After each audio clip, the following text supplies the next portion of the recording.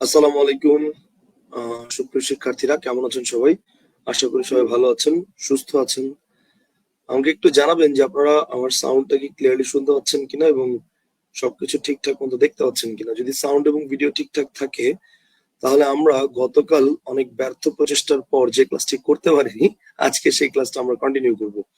গতকাল আমরা বাংলা ভাষার প্রয়োগ অপ্রয়োগ এই চ্যাপ্টারটা নিয়ে আলোচনা করার জন্য অনেক ট্রাই করেছিলাম এবং গতকাল অনেকবার আমরা ক্লাস কন্টিনিউ করার চেষ্টা করেও ব্যর্থ হয়েছি নেটের কারণে। আজকে আমরা আশা করি সাউন্ড এবং ভিডিও যদি সবকিছু ঠিকঠাক থাকে তাহলে আজকে আমরা ইনশাল্লাহ কন্টিনিউ করব। আমাকে একটু প্রথমে জানাবেন যে আমাদের সাউন্ড এবং ভিডিওটা কি ঠিক আছে কিনা। যদি সাউন্ড এবং ভিডিও ঠিকঠাক থাকে তাহলে আমরা হচ্ছে ইনশাল্লাহ আলোচনা শুরু করব। ঠিক আছে, আমাকে একটু জানান যে সাউন্ড এবং ভিডিওটা কি ঠিক আছে কিনা, তাহলেই হবে। ঠিক আছে, ওকে। আচ্ছা, ইতিমধ্যে আপনারা আমার কম্পিউটার স্ক্রিনে দেখতে পাচ্ছেন। ইয়েস, আমি নিজেও দেখতে পাচ্ছি, কম্পিউটার স্ক্রিনে দেখতে পাচ্ছেন আপনারা। আচ্ছা, আমাকে একটু জানাতে হবে যারা আছেন অলরেডি। আমি একটু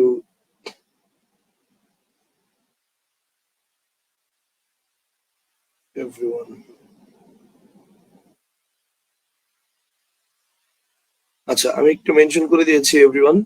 তৈরি ছিলাম না, হঠাৎ করে আপনাকে দেখলাম। সব ক্লিয়ার আছে ভাই? আচ্ছা, আলহামদুলিল্লাহ সব ক্লিয়ার আছে। ঠিক আছে, সব যেহেতু ক্লিয়ার আছে তাহলে আমরা শুরু করে দিই। আসেন, যেহেতু সব ক্লিয়ার আছে আমরা শুরু করে দিই।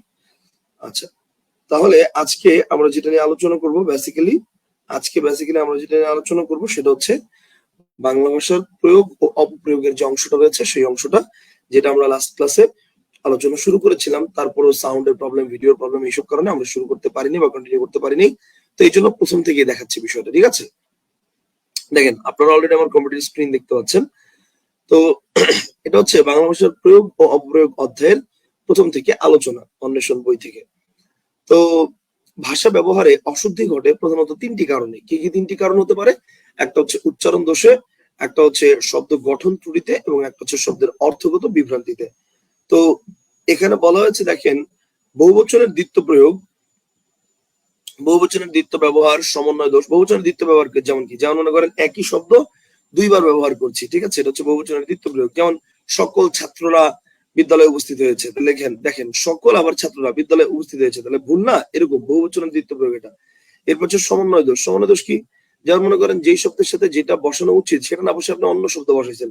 যেমন যেমন মনে করেন আমি বললাম পণ্ডিত বর্গ না বলে আমি যদি বলি পণ্ডিত মন্ডলী, তাহলে হইলো? ব্যাপারটা হচ্ছে সমন্বয় ঠিক মতো হয় নাই। এরপরে মনে করেন বিশেষ্য ও বিশেষণ সম্পর্কে ধারণার অভাব। এক্স্যাক্টলি, বিশেষ্য ও বিশেষণ সম্পর্কে ধারণাটা যদি না থাকে তাহলে আপনি দেখা গেছে যে ভুলভাল প্রত্যয় বসাবেন। কেন ভুলভাল প্রত্যয় বসাবেন? দেখেন, আমি যদি বলি যে আহ আমি যদি বলি যে বিশেষ্য, ধরেন আমি বললাম যে বাংলাদেশ একটি উন্নতশীল দেশ, এটা হয়? হয় না। বাংলাদেশ একটি উন্নয়নশীল দেশ বললে সেটা ঠিক আছে, কিন্তু উন্নতশীল দেশ বললে এটা আসলে ঠিক নাই, সেটাও ভুল। সেই এটা কেন হয়েছে? যে বিশেষ্য বিশেষণ সম্পর্কে পরিপূর্ণ বা পরিষ্কার ধারণা না থাকার কারণে। এরপর দেখেন শব্দের গঠনগত অশুদ্ধি। শব্দের গঠনগত যে অশুদ্ধি সেই বিষয়টা, শব্দের গঠনগত অশুদ্ধি এটা হচ্ছে মনে করেন আহ গঠনগত অশুদ্ধি। যেমন মনে করেন কোন একটা শব্দ আমি তৈরি করলাম, তৈরি করার সময় জফলার পরে আকার হবে কি হবে না, এগুলো কিন্তু ডিপেন্ড করে কি সন্ধির নিয়মের কারণে। সো গঠনগত কারণে ওটা হতে পারে। বা মনে করেন সৌজন্যতা, এখন এই শব্দটা কি ঠিক আছে কিনা? সৌজন্য শব্দটাই তো সঠিক, তাহলে এর উপরে কি তা প্রত্যয় দিলে মানে দেওয়া যাবে কিনা, দিলে কি ভুল হবে বা না দিলে এটা কি হবে, এই ব্যাপারগুলো হচ্ছে শব্দের গঠনগত অশুদ্ধি। এরকম মনে হয় মানে এরপর হচ্ছে দেখেন শব্দকে বিনা প্রয়োজনে স্ত্রীবাচক করা ইত্যাদি বিশেষ কারণে, অনেকগুলো কারণে অপপ্রয়োগ ঘটে থাকে।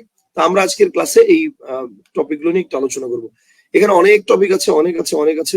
তা আমাদের সব টপিক প্রয়োজন নেই, অন্তত যেগুলো আমাদের জন্য খুব প্রয়োজন সেগুলো নিয়ে আমরা একটু মানে একটু একটু করে আলোচনা করবো। আসেন, ব্যাপারটা হচ্ছে এই যে পয়েন্টগুলো আমি লাল করে দিচ্ছি, লাল করে দাগিয়ে দিচ্ছি, সেই পয়েন্টগুলো আমরা একটু বেশি আলোচনা করবো বা বেশি ইম্পর্টেন্ট, বই থেকে দাগিয়ে রাখবেন। দেখেন, আয়ত্তাধীন বহুল প্রচলিত হলো একটা ভুল বাক্য হলো বিষয়টি আমার আয়ত্তাধীন নয়। কারণ দেখেন, এই যে আয়ত্তাধীন নয় বললাম, এখন আয়ত্ত কথাটার অর্থই কিন্তু অধীন। তাহলে বিষয়টি আমার আয়ত্তাধীন নয় এটা যদি বলি তাহলে ব্যাপারটা কি হচ্ছে? ভুল হচ্ছে। কারণ ওই যে বললাম বিশেষণের মানে একই শব্দের দ্বিত্ব প্রয়োগ, সো এটা হচ্ছে ভুল। কারেক্ট আনসার কি হবে? বিষয়টি আমার আয়ত্তে নেই। বা বিষয়টি আমার অধীন নয়, দুটোই কারেক্ট। দেখেন বিষয়টি আমার অধীন নয় এটা বলেন, অথবা বিষয়টি আমার আয়ত্তে নেই এটা বলেন, দুটোই কারেক্ট। কিন্তু যদি বলেন বিষয়টি আমার আয়ত্তাধীন নয় তাহলে সেটা ভুল। আমার কথা কি বুঝতে পারছেন? তাইলে সেটা হচ্ছে ভুল। আচ্ছা, জাবেদুল ইসলাম বলছে ভাইয়া হোয়াইট বোর্ড ক্লাস বেস্ট। ভাইয়া শুনেন, হোয়াইট বোর্ড ক্লাস না, হোয়াইট বোর্ড ক্লাস প্লাস হচ্ছে স্মার্ট বোর্ড ক্লাস দুটোই বেস্ট। মানে মোট কথা হচ্ছে লিখে ক্লাসটা বেস্ট, এটা হচ্ছে বড় কথা, এটা আমি জানি। বাট ফ্যাক্টটা হচ্ছে এখানে তো অনেকগুলো পয়েন্ট এবং আমার সবগুলো পয়েন্ট সম্পর্কে আইডিয়া আছে, কিন্তু সবগুলো পয়েন্ট তো আমি আপনাকে মুখস্থ বলতে পারবো না। কথা বুঝতে পারছেন? এই যে দেখেন কত পয়েন্ট, এখানে এখানে প্রায় 70টার মতো পয়েন্ট আছে। তো এই 70টা পয়েন্ট আপনাকে কি আমি মুখস্থ বলতে পারবো বলেন? সম্ভব না। তো এই কারণে হচ্ছে আপনাকে স্ক্রিন শেয়ার করে করে এইখান থেকে যে যে পয়েন্টগুলো ইম্পর্টেন্ট সেই পয়েন্টগুলো আমি আলোচনা করে দেখিয়ে দিচ্ছি। কথা বুঝতে পারছেন ভাই? Okay fine. আচ্ছা, এরপর দেখেন আকণ্ঠ পর্যন্ত, এটা ব্যাপারটা কি? আকণ্ঠ পর্যন্ত এর ব্যাপারটা হচ্ছে, দেখেন আমরা যখন বলি ধরেন আজকে বিয়ে বাড়ি থেকে আসলাম, বিয়ে বাড়ি থেকে এসে বললাম আজকে বিয়ে বাড়িতে একদম আকণ্ঠ পর্যন্ত খেয়েছি। ব্যাপারটা হচ্ছে দেখেন আকণ্ঠ শব্দটার অর্থই হচ্ছে কণ্ঠ পর্যন্ত। আকণ্ঠ এই কথাটা মানে হচ্ছে কণ্ঠ পর্যন্ত। তাহলে আপনি যখন বলতেছেন যে আজকে বিয়ে বাড়িতে একদম আকণ্ঠ খেয়েছি, তাহলে কিন্তু বোঝা যাচ্ছে যে আমি বিয়ে বাড়িতে কণ্ঠ পর্যন্ত খেয়েছি। আপনার পর্যন্ত বলার দরকার নাই। আর যদি পর্যন্ত বলতেই চান তাহলে আকণ্ঠ বলবেন না, বলবেন কণ্ঠ পর্যন্ত খেয়েছি। তার মানে কারেক্ট আনসার হয় বলবেন আপনি আজ বিয়ে বাড়িতে আকণ্ঠ খেয়েছি, নইলে বলবেন আজ বিয়ে বাড়িতে কণ্ঠ পর্যন্ত খেয়েছি। কিন্তু আজ বিয়ে বাড়িতে আকণ্ঠ পর্যন্ত খেয়েছি এটা বলা যাবে না। কথা কি ক্লিয়ার? আশা করি বোঝাতে পেরেছি। এরপর দেখেন,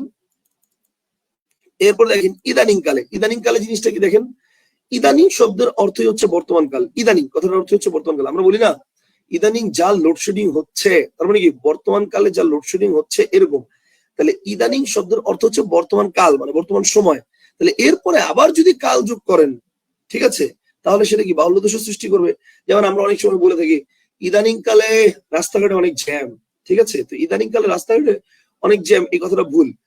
কারেক্ট আনসার হবে ইদানিং রাস্তাঘাটে অনেক জ্যাম। আবার দেখেন, আবার এই যে তৎকালীন সময়, এটা আমরা বলি তৎকালীন কথাটা মানে কি, মানে তৎ মানে কি বলুন তো? এই যে তৎ কথাটা মানে হচ্ছে সেই, আর কালীন মানে হচ্ছে সময়, ঠিক আছে। কালীন মানে কি? কালীন মানে হচ্ছে সময়। তাহলে তৎকালীন কথাটার মানে হচ্ছে সেই সময়। তাহলে দেখেন তৎকালীন কথার অর্থই হচ্ছে সেই সময়। তাহলে এরপরে আবার যদি সময় যোগ করেন তাহলে তা বাহুল্য দোষের সৃষ্টি করবে। আমি যদি বলি যে তৎকালীন সময়ে তৎকালীন সময়ে পাকিস্তান সরকার এটা করেছিল, তৎকালীন সময়ে ব্রিটিশ সরকার এটা করেছিল, তাহলে এই যে তৎকালীন সময় বলতেছি এই কথাটা ভুল। কথা কি বুঝতে পারছেন? আচ্ছা, এরপরে কি আছে দেখেন, কর্তৃপক্ষগণ, ব্যাপারটা বুঝছেন? কর্তৃপক্ষ একটা বহুবচন জ্ঞাপক শব্দ। তাহলে বহুবচন জ্ঞাপক একটা শব্দের পরে আবার যদি গণ ব্যবহার করি তাহলে সেটা কি আবার ভুল হচ্ছে না? সেই জন্য কর্তৃপক্ষ গণ ব্যবহার করা যাবে না। তার মানে কারেক্ট আনসার হবে আদেশক্রমে কর্তৃপক্ষ, জাস্ট এইটুক। আদেশক্রমে কর্তৃপক্ষ গণ বলা যাবে না, ঠিক আছে। আচ্ছা, এরপরে দেখেন বমাল শুদ্ধ। বমাল শুদ্ধ ব্যাপারটা কি? দেখেন আমি যদি বলি চোরটি বমাল শুদ্ধ ধরা পড়েছে, প্রচলিত হলেও এটা ভুল। কেন? কারণ বমাল কথাটার অর্থই হচ্ছে মাল সহ। বমাল কথাটার অর্থই কি? মাল সহ। সুতরাং শেষে যদি আবার শুদ্ধ প্রয়োগ করেন, মানে শুদ্ধ শব্দের প্রয়োগ করেন, এই শুদ্ধ বানানটা কিন্তু দেখেন দন্তস্বর সুগার। এই শুদ্ধ মানে কিন্তু ওই তালব্যস্য মানে বানান দিয়ে যেটা শুদ্ধ সেই শুদ্ধ না। তালব্যস্য দিয়ে যদি শুদ্ধ মান লিখেন সেই শুদ্ধ মান হচ্ছে সঠিক। আর এই শুদ্ধ মান হচ্ছে কি? এই শুদ্ধ মান হচ্ছে মানে সহ। তার মানে ব্যাপারটা হচ্ছে এরকম যে চোরটি বমাল শুদ্ধ ধরা পড়েছে, মানে চোরটি বমাল সহ ধরা পড়েছে, মাল সহ ধরা পড়েছে। এখন ব্যাপারটা হচ্ছে বমাল কথাটা মানে মাল সহ। তাহলে এখানে শুদ্ধ বলার দরকার নাই। আর যদি শুদ্ধ বলতেই চান, শুদ্ধ যদি বলতেই চান তাহলে সেক্ষেত্রে কি হবে? সেক্ষেত্রে কারেক্ট আনসার হবে চোরটি বমাল ধরা পড়েছে অথবা চোরটি মাল শুদ্ধ ধরা পড়েছে। বমাল শুদ্ধ বলা যাবে না, সহজ কথা হচ্ছে এইটা। কথা কি বুঝতে পারছেন? এরপর আসেন, এরপর দেখেন পরিবার বর্গ। পরিবার বর্গ ব্যাপারটা কি? আমরা অনেক সময় দেখবেন বিয়ের কার্ডের উপরে লেখা দেখি যে আপনি ও আপনার পরিবার বর্গ, এরকম লেখা দেখি না? আপনি ও আপনার পরিবার বর্গ। এখন এখানে বুঝতে হবে যে পরিবার বর্গ কথাটা কখন লেখা হয় বা আদৌ এটা ঠিক কিনা। দেখেন পরিবার, পরিবার কি কোনো একবচন বলেন? মনে করেন একজন ব্যক্তি নিয়ে কখনো পরিবার হয়? ডেফিনেটলি না। পরিবার হইতে কয়জন ব্যক্তি লাগে বলেন তো? বলেন পরিবার হইতে কয়জন ব্যক্তি লাগে? বলেন পরিবার হইতে কয়জন ব্যক্তি লাগে? হ্যাঁ, পরিবার হইতে কয়জন ব্যক্তি লাগে বলেন? পরিবার হতে কয়জন ব্যক্তি লাগে? একটা আপনাদের আইডিয়াটা জানি, তারপরে বুঝবো যে আসলে ব্যাপারটা কি বা না। আপনাদের আইডিয়া দেখতেছি, আইডিয়া জানতেছি, বলেন পরিবার হতে কয়জন ব্যক্তি লাগে? কি একটা অবস্থা, কারো আইডিয়া নাই? ওকে, পরিবার হতে দুইজন লাগে, মানে এটা হচ্ছে সর্বনিম্ন দুইজন লাগে, স্বামী স্ত্রী, দ্যাটস ইট। আপনারা অনেকে বলেন স্যার তিনজন চারজন, কারণটা হচ্ছে আপনারা স্বামী স্ত্রীর সাথে সন্তানও ধরেন। ব্যাপারটা হচ্ছে স্বামী স্ত্রী, দ্যাটস ইট, এই দুইজনই হচ্ছে পরিবার। সন্তান না থাকলেও মানে আলটিমেটলি সেটাকে পরিবার বলে, ঠিক আছে? এই কারণে আমি যদি বলি যে পরিবার এটা কি, পরিবার হচ্ছে একটা বহুবচন বাচক শব্দ। তাহলে পরিবার যদি বহুবচন বাচক শব্দ হয়, তাহলে এরপরে আবার বহুবচন বাচক শব্দ বর্গ ব্যবহার করলে সেটা হবে ভুল। কারেক্ট আনসার হবে কি? কারেক্ট আনসার হবে কারেক্ট আনসারটা হবে তখন হচ্ছে আপনিও আপনার পরিবার। হ্যাঁ, আপনি পরিবার বর্গ ব্যবহার করতে পারবেন, সেটা কখন? যদি একটা লোকের দুইটা পরিবার থাকে, যদি একটা লোকের দুইটা পরিবার থাকে, সেক্ষেত্রে যেমন আপনি সাকিব খানকে যখন আপনি বিয়ের কার্ড দিবেন, তখন আপনি লিখতে পারেন যে আপনিও আপনার পরিবার বর্গ, মানে আপনার যতগুলো পরিবার আছে সব পরিবার নিয়ে আপনি ইনশাল্লাহ আমার বিয়েতে দাওয়াত রইল আপনার, ঠিক আছে? ব্যাপারটা হচ্ছে এরকম। বা এরকম আমাদের সমাজে আরো যারা আছেন যারা একাধিক তিনটা চারটা পাঁচটা বিয়ে করছে, আলটিমেটলি মনে করেন এই ধরনের মহান ব্যক্তিদেরকে আপনি যখন দাওয়াত দিবেন তখন আপনি পরিবার বর্গ লিখতে পারেন, কিন্তু এমনিতে আপনি সিঙ্গেলি পরিবার বর্গ লিখবেন না, সেটা ভুল। অ্যাকচুয়ালি লিখতে হবে আপনি আপনার পরিবার। কথা বুঝতে পারছেন? আচ্ছা, এবার আসেন, এবার হচ্ছে এই যে আঙ্গিক, আঙ্গিক শব্দটি দেখি। দেখেন ইক প্রত্যয়টা যুক্ত হয় কখন, দেখেন তো, ইক প্রত্যয়টা যুক্ত হচ্ছে সম্পর্কিত অর্থ বোঝাতে। যেমন দেখেন যেমন আমি যদি বলি দৈনিক, তার মানে দিন সম্পর্কিত, শারীরিক মানে শরীর সম্পর্কিত, সাপ্তাহিক মানে সপ্তাহ সম্পর্কিত, চারিত্রিক মানে চরিত্র সম্পর্কিত, লৌকিক মানে লোক সম্পর্কিত, ঠিক আছে? তার মানে ব্যাপারটা হচ্ছে ইক শব্দটা যার সাথে যুক্ত হয় সেই সম্পর্কিত অর্থ বোঝায়, ইক প্রত্যয়টা যার সাথে যুক্ত হয় সেই সম্পর্কিত অর্থ বোঝায়, ঠিক আছে? এখন দেখেন তাহলে আঙ্গিক শব্দটি এটা কোন অর্থ প্রকাশ করে?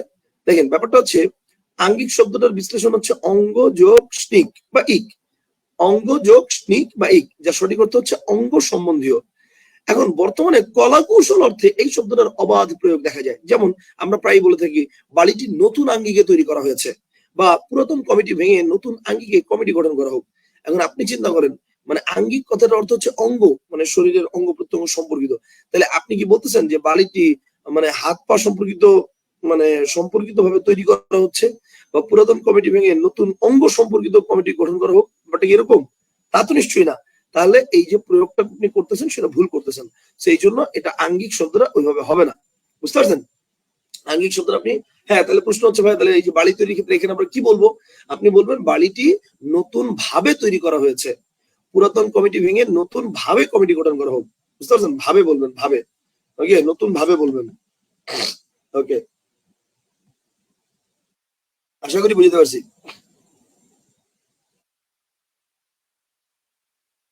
এই পর্যন্ত কি ক্লিয়ার হয়েছেন?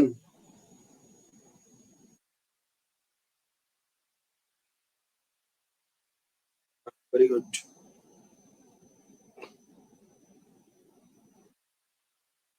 এই পর্যন্ত কি ক্লিয়ার হয়েছেন? আশা করি ক্লিয়ার। আচ্ছা, ওকে ফাইন। এরপর দেখেন, এরপর হচ্ছে আহ এরপর হচ্ছে আশ্চর্য বা আশ্চর্যজনিত। ব্যাপারটা খুবই ইম্পর্টেন্ট, আমরা প্রায় এটা ভুল করে থাকি। দেখেন আশ্চর্য এই শব্দটির মূল অর্থ হচ্ছে বিস্ময়কর। আশ্চর্য শব্দটার মূল অর্থ কি? বিস্ময়কর। আমরা বিস্মিত অর্থে এই শব্দের বহুল ব্যবহার করে থাকি, বাট এটা ভুল।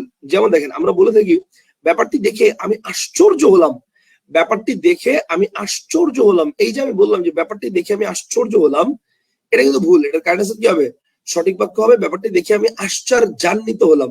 কারণ ব্যাপারটা দেখে তো আমি বিস্ময়কর হলাম না, বিস্ময়কর হলাম না, আমি বিস্মিত হলাম। বিস্মিত হলাম বলতে বোঝাতে লিখতে হবে কি? আশ্চর্যান্বিত। আশ্চর্য লিখলে হবে না। কথাটা কি বুঝতে পারছেন? আশ্চর্য লিখলে হবে না, লিখতে হবে হচ্ছে ব্যাপারটি দেখে আমি আশ্চর্যান্বিত হলাম। কথা বুঝতে পারছেন?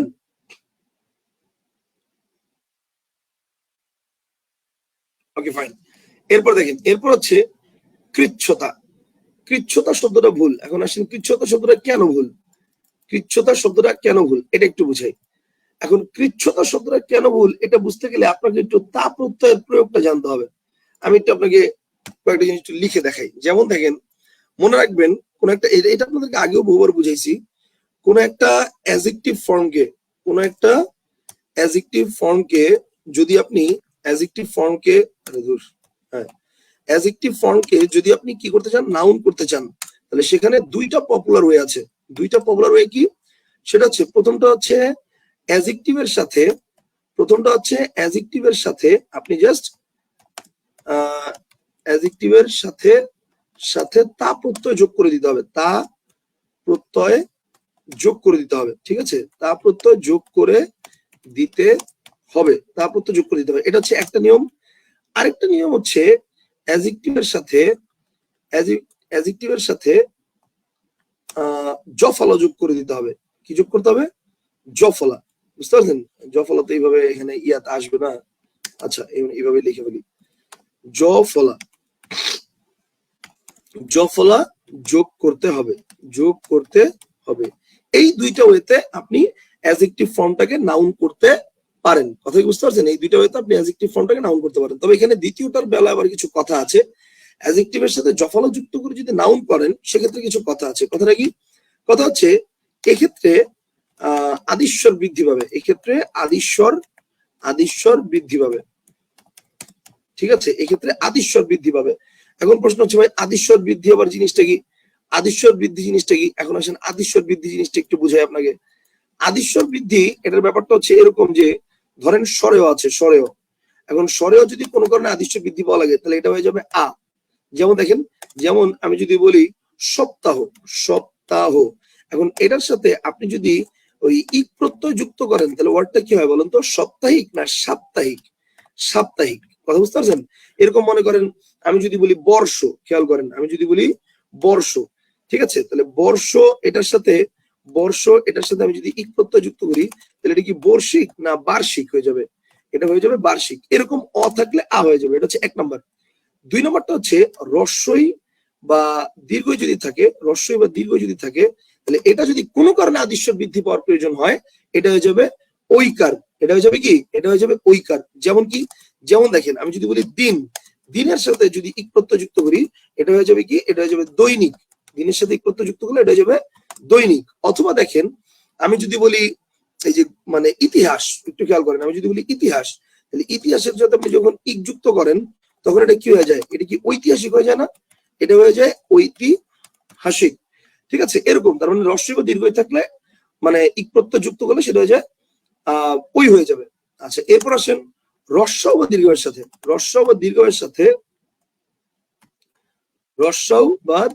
এর সাথে যদি এটা যদি কোনো কারণে আদিশ্য বৃদ্ধি পাওয়ার প্রয়োজন হয়, এটা হয়ে যাবে ঔ। এটা যাবে কি? ঔ। যেমন যেমন মনে করেন উপন্যাস, তাহলে উপন্যাস যোগ ইক, এটা কিন্তু হয়ে গেছে কি? ঔপন্যাসিক। এটা কিন্তু হয়ে গেছে ঔপন্যাসিক। উপন্যাস যোগ ইক, ঔপন্যাসিক। বা দেখেন, আমি যখন বলবো ভূগোল, খেয়াল করেন, আমি যখন বলবো ভূগোল যোগ ইক, তাহলে এটা কি হয়ে গেছে? ওই যে দীর্ঘকারটার কারণে ঔকার হয়ে গেছে, তার মানে হয়ে যাবে ভৌগোলিক। বলেন এই পর্যন্ত কি বুঝছেন জিনিসগুলা? আর লাস্ট ওয়ান, মানে বৃদ্ধির চারটা নিয়ম হচ্ছে আপনাদেরকে দেখাই দিছি আমি। এই যে বৃদ্ধির নিয়ম, এই চারটে।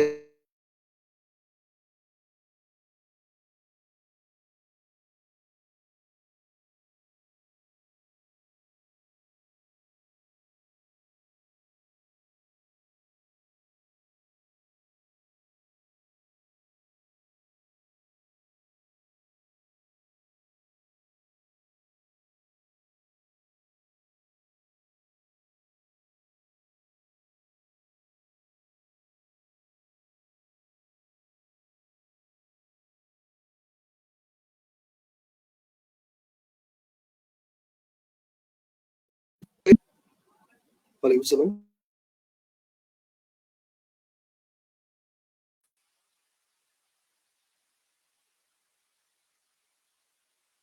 আচ্ছা, দুঃখিত। ওকে, তো যেটা আমরা দেখাচ্ছিলাম সেটা একটু দেখাই।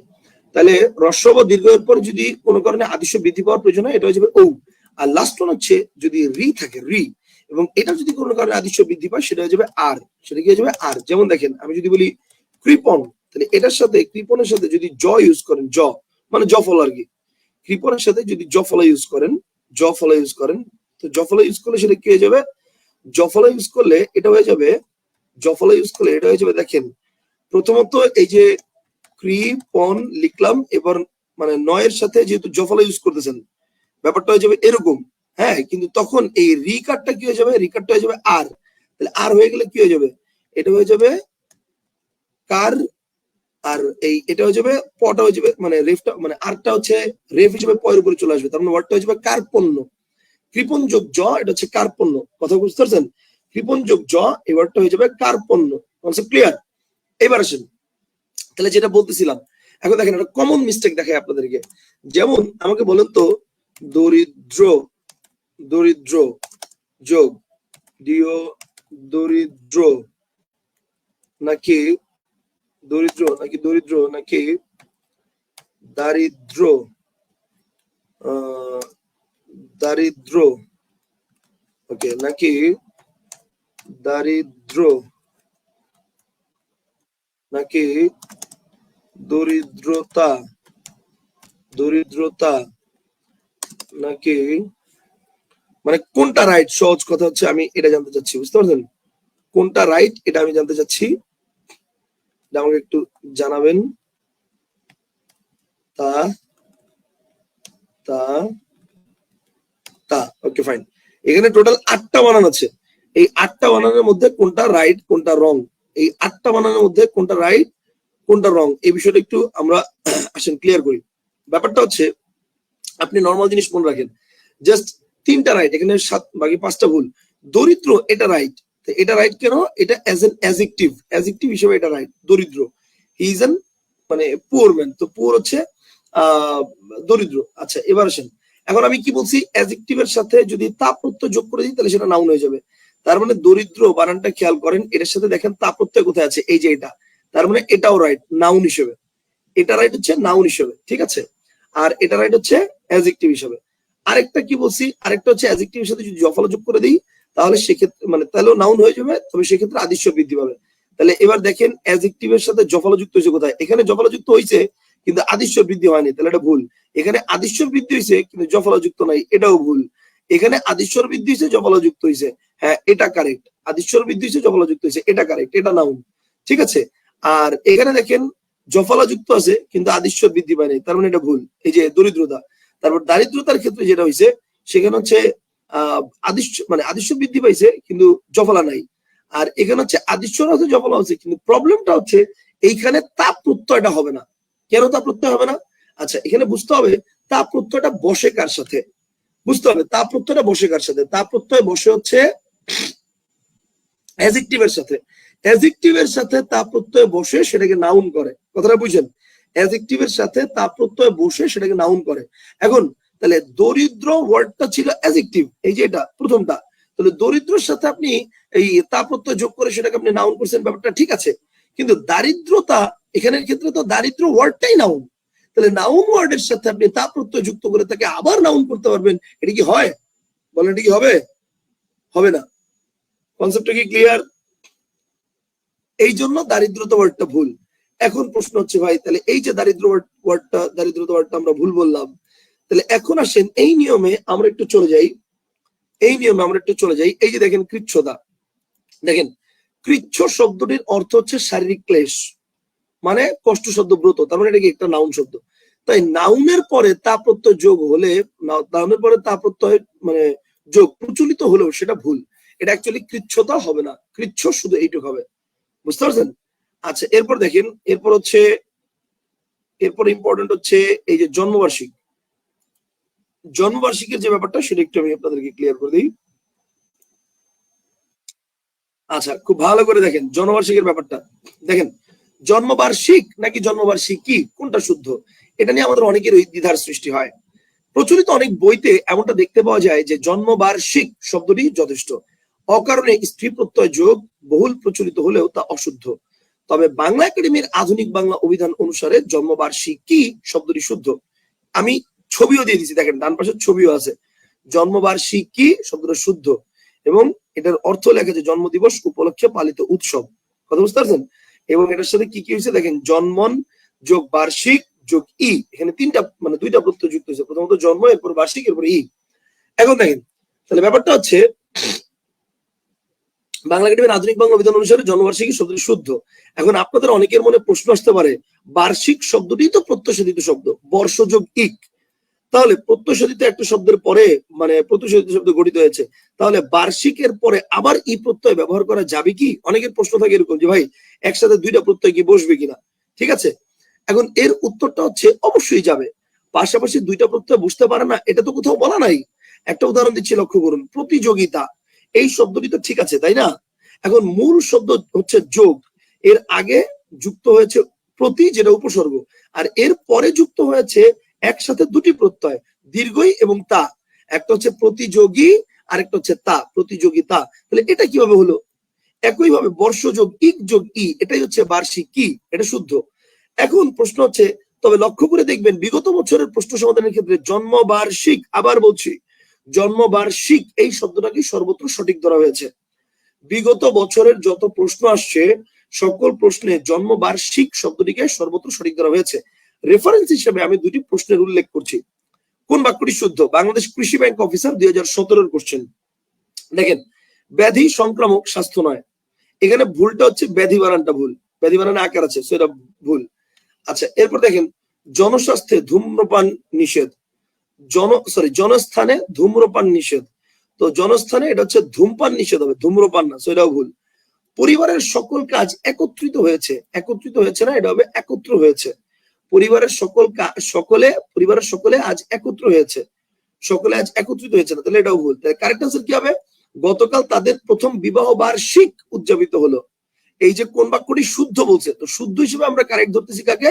বিবাহ বার্ষিক, এটাকে আমরা কারেক্ট ধরতেছি। তাহলে বুঝছেন, জন্মবার্ষিক বা বিবাহ বার্ষিক এটাকে আমরা কারেক্ট ধরতেছি, বার্ষিক কি বলি নাই। এরপর দেখেন, নিচের যে গুচ্ছে ভাষার অপপ্রয়োগের দৃষ্টান্ত নেই। রূপালী ব্যাংক লিমিটেড অফিসার 2019 কোশ্চেন। ঠিক আছে, এখন দেখেন, জন্মবার্ষিক কেবল এবং সোপার্জিত, সযোগ উপার্জিত সোপার্জিত, এটা সঠিক। কিন্তু এখানে ভুল কোনটা? এটা ভুল হচ্ছে এই যে সবিনয়ে, এটা ভুল, এটা হবে সবিনয় নিবেদন। একত্র সাম্প্রতিক, এই দুটা ঠিক আছে, বাট এটা ভুলটা হচ্ছে সবিনয়। সর্বজনীন অত্রস্থান কর্তৃপক্ষ, এখানে ভুলটা হচ্ছে অত্রস্থান, অত্রস্থান হবে না, এটা হবে এই স্থান। পরিবার বর্গ, এটা ভুল আছে। স্বনামধন্য, এটা রাইট। ঐক্যবদ্ধ, এটাও রাইট। পরিবার বর্গটা ভুল আছে। তার মানে কারেক্ট আনসারটা হবে কি? এই যে জন্মবার্ষিক, মানে জন্মবার্ষিক কেবল এবং সুপার্জিত। তার মানে ব্যাপারটা হচ্ছে, আমি এতক্ষণ আপনাদেরকে বললাম যে জন্মবার্ষিকী বা জন্মবার্ষিক এই দুইটার মধ্যে কোনটা শুদ্ধ। আমি বলতেছি জন্মবার্ষিকী এটা শুদ্ধ, এবং অভিধানের ছবিও দিয়ে দিছি, অভিধানের ছবিও দিয়ে দিছি। মানে সেক্ষেত্রে আপনাদেরকে বলতেছি যে অভিধান অনুসারে এটা শুদ্ধ, অভিধানের ব্যাখ্যাও দিলাম।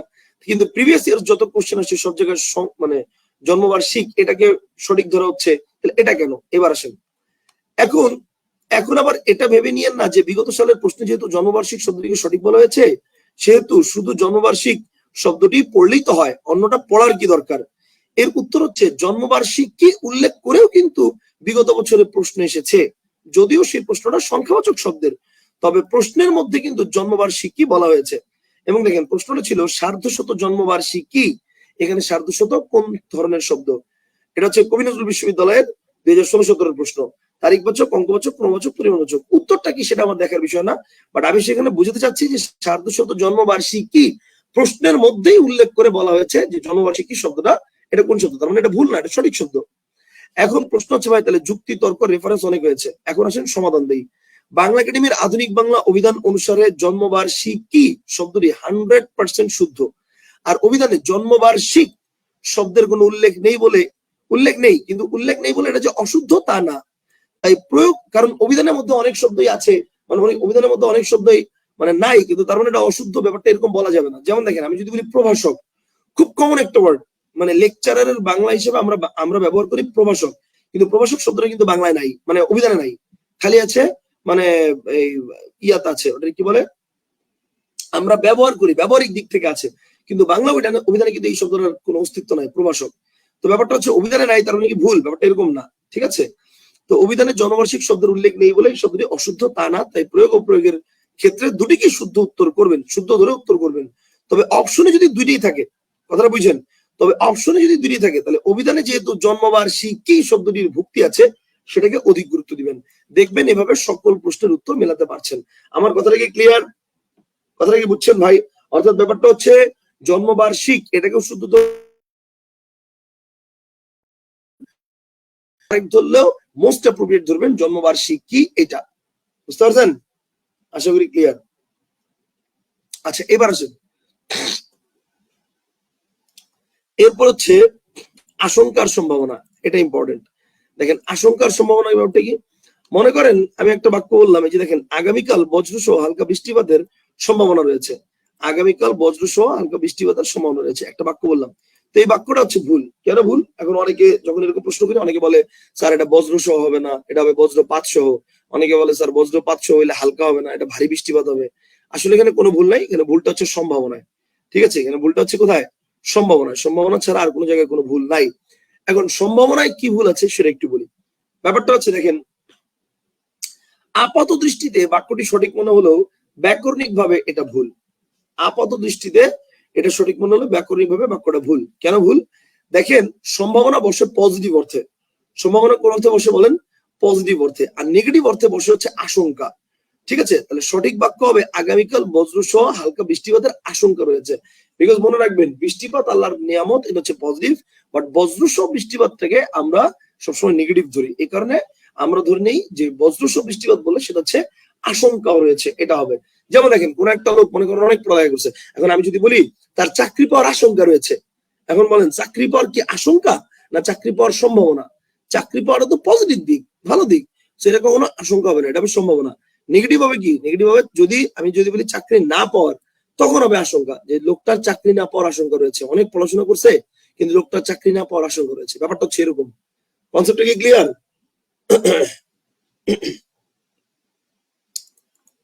আই বুঝছেন? আশা করি ক্লিয়ার। এরপর দেখেন সত্ত্বেও আর ফলে।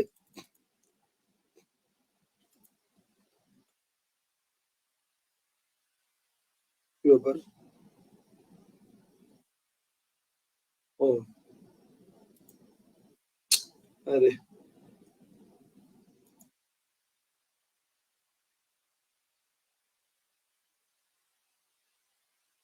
হ্যাঁ এবার দেখেন সত্ত্বেও আর ফলে, এটার ব্যাপারটা কি? ব্যাপারটা হচ্ছে আমরা অনেক সময় বলি কঠোর সাধনা সত্ত্বে তার বিশেষ পাওয়া সম্ভব হয়েছে। আপাত দৃষ্টিতে বাক্যটি সঠিক মনে হলেও ব্যাকরণিক ভাবে এটা ভুল। পূর্ববর্তী কাজের প্রভাবে পরবর্তী কাজ হলে, মানে মনে করেন আপনি কোনো কাজ করছেন এবং সেটার কারণে পরবর্তী কাজটা হয়েছে, তাহলে সেক্ষেত্রে হবে ফলে। আর পূর্ববর্তী কাজের প্রভাবে পরবর্তী কাজ না হলে সেটা হবে সত্ত্বেও। মানে ব্যাপারটা হচ্ছে যদি বিপরীত ধর্মী ক্রিয়া হয় সেটা হচ্ছে সত্ত্বেও, আর যদি একমুখী ক্রিয়া হয় সেটা হচ্ছে ফলে। যেমন দেখেন কঠোর সাধনার ফলে তার বিশেষ পাওয়া সম্ভব হয়েছে, এইটা হচ্ছে কারেক্ট আনসার। কঠোর সাধনার ফলে তার বিশেষ পাওয়া সম্ভব হয়েছে। কারো যদি বলি যে কঠোর সাধনা সত্ত্বে তার বিশেষ পাওয়া সম্ভব হয়েছে, তার মানে কি?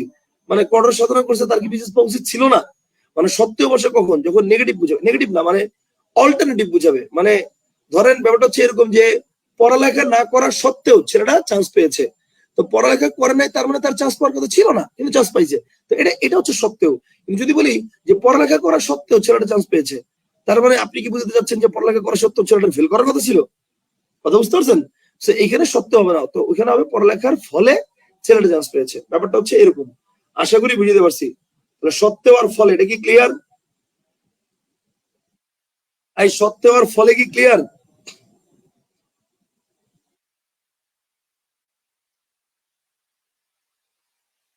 সত্ত্বেও আর ফলে, আশা করি ব্যাপারটা ক্লিয়ার।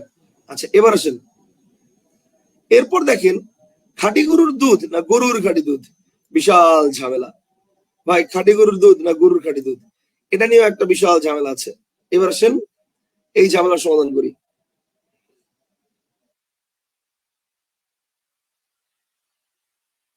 কিন্তু ঝামেলার সমাধান তো করবো, কম্পিউটার তো মনে হয় হ্যাং খাচ্ছে বারবার। আবার মনে হয় নতুন সূত্রপাতের সমস্যা হচ্ছে, মানে নতুন সমস্যার সূত্রপাতের সমাধান হচ্ছে। কি লিখলেন রিদন ভাই? কি লিখছেন এটা?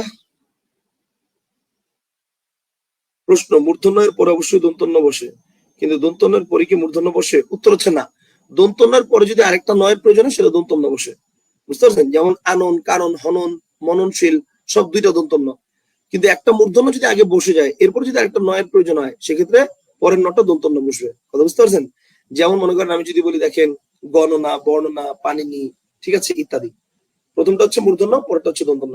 আচ্ছা আপনারা একটু আমাকে বলেন তো সাউন্ডটা কি একদম পুরো 100 কিনা? সাউন্ডটা কি ঠিক আছে? সাউন্ড আমাকে বলেন তো সাউন্ডটা কি একদম পুরো 100 কিনা? সাউন্ড পুরো 100। বুঝতে পারছেন? সাউন্ড নিয়ে কোনো ঝামেলা নাই। এখন কম্পিউটার মহাশয় হ্যাং না খাইলেই হয়, কিন্তু কম্পিউটার মহাশয় তো হ্যাং খায়া বসে আছে, এটি তো বুঝতেছি না।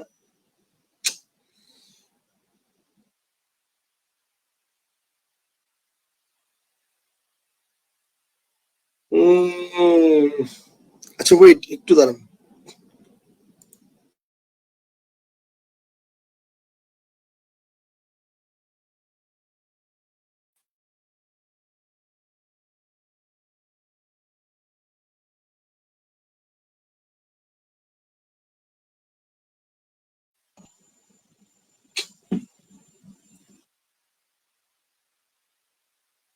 একটা কাজ করা যায়, ওয়েট একটু দাঁড়ান। এটা লিঙ্কটা নিয়ে ইনবক্সে যদি দিয়ে দেই, সাউন্ডস বাংলা ফেসবুক গ্রুপে, ওকে,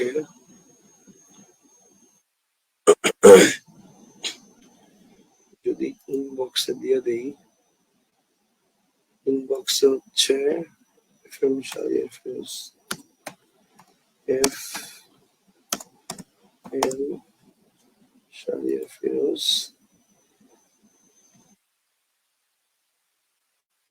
ইনবক্সে দিয়ে দিলাম। এবার থেকে একটু জয়েন করার চেষ্টা করি। সাউন্ডস বাংলা, এক মিনিট একটু আগে থাকেন। ওই ওয়ার্ড ফাইলটা যখন ওপেন করছি, এমনিতে সব চলতেছে, এখনো চলতেছে ওয়ার্ড ফাইল, ও না চলতেছে তো, কিন্তু একটু পর পর হ্যাং খাচ্ছে খালি। আচ্ছা বিকল্প ব্যবস্থা করে নিয়েছি, সমস্যা নেই, পরের বার হ্যাং খেলে আমরা ব্যবস্থা নিব। তাহলে এবার দেখেন, আমরা এখন এখান থেকে পড়তে থাকি। তো ব্যাপারটা হচ্ছে এখানে বলছে যে খাঁটি গরুর দুধ আর গরুর খাঁটি দুধ, এখন কোনটা রাইট? কোনটা রাইট? খাঁটি গরুর দুধ না গরুর খাঁটি দুধ? দেখেন, খাঁটি গরুর দুধ নাকি গরুর খাঁটি দুধ, ঠিক আছে, দুটার মধ্যে কোনটা রাইট? নাকি গরুর খাঁটি দুধ, দুটার মধ্যে কোনটা সঠিক? মানে গরু খাঁটি নাকি দুধ খাঁটি, এটা নিয়ে আমাদের এই বিষয়টা নিয়ে অনেক শিক্ষার্থীর মধ্যে একটা দ্বিধার সৃষ্টি হয়ে থাকে। এই দ্বিধা সৃষ্টির অবশ্য যথেষ্ট কারণও রয়েছে, কারণ দুটি আলাদা আলাদা রেফারেন্স থেকে দুটি বিষয়কে সঠিক বলা হয়েছে। গরুর খাঁটি দুধ, এটা সঠিকের পক্ষে যুক্তি। ব্যাপারটা হচ্ছে খেয়াল করেন, দেখেন, গরুর খাঁটি দুধ সঠিকের পক্ষে যুক্তি। এখানে ব্যাপারটা হচ্ছে এরকম যে পদক্রমের নিয়ম অনুযায়ী সাধারণত বিশেষণ সর্বদা বিশেষ্যের পূর্বে বসাতে হয়, তাই বাক্যে গরু এবং দুধ দুটি বিশেষ্য আর খাঁটি হচ্ছে বিশেষণ। এখন প্রশ্ন হচ্ছে, বাক্যে খাঁটি পদটি কি গরু পদের পূর্বে বসবে নাকি দুধ পদের পূর্বে বসবে? আপনি চিন্তা করেন, দুধটা খাঁটি না গরুটা খাঁটি? আমি যে খাঁটি বলতেছি, এই খাঁটিটা কারে বলতেছি? খাঁটিটা কে? কে খাঁটি? দুধ খাঁটি না গরু খাঁটি? কারেক্ট আনসার হচ্ছে গরুটা খাঁটি, নাকি দুধটা খাঁটি? কোনটা খাঁটি? দুধটা খাঁটি, এক্স্যাক্টলি, গরু খাঁটি না। কারেক্ট আনসার হচ্ছে দুধটা খাঁটি। তাহলে ব্যাপারটা হচ্ছে, বাক্যটির দিকে লক্ষ্য করলেই বোঝা যায় এখানে খাঁটি পদের দ্বারা দুধ কেমন তা বোঝানো হয়েছে, গরু কেমন তা বোঝানো হয়নি। তাই সঠিক বাক্য হবে গরুর খাঁটি দুধ। এখন প্রশ্ন হচ্ছে, এই যে গরুর খাঁটি দুধের সঠিক বাক্য হবে, এই রেফারেন্স কে কে দিছে? আসেন, এই রেফারেন্স কোথায় কোথায় আছে? বাংলা ভাষার প্রয়োগ অপপ্রয়োগ, বাংলা একাডেমির বইতে আছে। প্রথমত বাংলা একাডেমির বই, বাংলা ভাষার প্রয়োগ অপপ্রয়োগ, 1978 সালের বই, এবং মানে প্রথম প্রকাশ 1978 সালে, পৃষ্ঠা নম্বর 78। তারপর হচ্ছে ভাষা শিক্ষা ডক্টর হায়াত মাহমুদ, 19তম প্রকাশ, মে 2017, পৃষ্ঠা 498। এবং বাংলা ভাষার প্রয়োগ অপপ্রয়োগ, শিব প্রসন্ন লাহিড়ী ও প্রমুখ, ফেব্রুয়ারি 2018, পৃষ্ঠা নম্বর 67। সব জায়গায় এটা দেওয়া আছে। এখন এটা হচ্ছে গরুর খাঁটি দুধের পক্ষে যুক্তি। এখন খাঁটি গরুর দুধের সঠিক পক্ষে সঠিক যুক্তি, মানে খাঁটি গরুর দুধ এটা যে সঠিক, এইটার পক্ষে যুক্তি কারাগারে দিছে। আচ্ছা দেখেন, আচ্ছা খাঁটি গরুর দুধ না লিখে কেউ যদি খাঁটি গোদুগ্ধ লিখেন, তাহলে কি আমরা তাকে ভুল বলবো? নিশ্চয়ই নয়। খাঁটি গোদুগ্ধ যদি কোনো দোষ না করে থাকে, তাহলে খাঁটি গরুর দুধ কি দোষ করলো?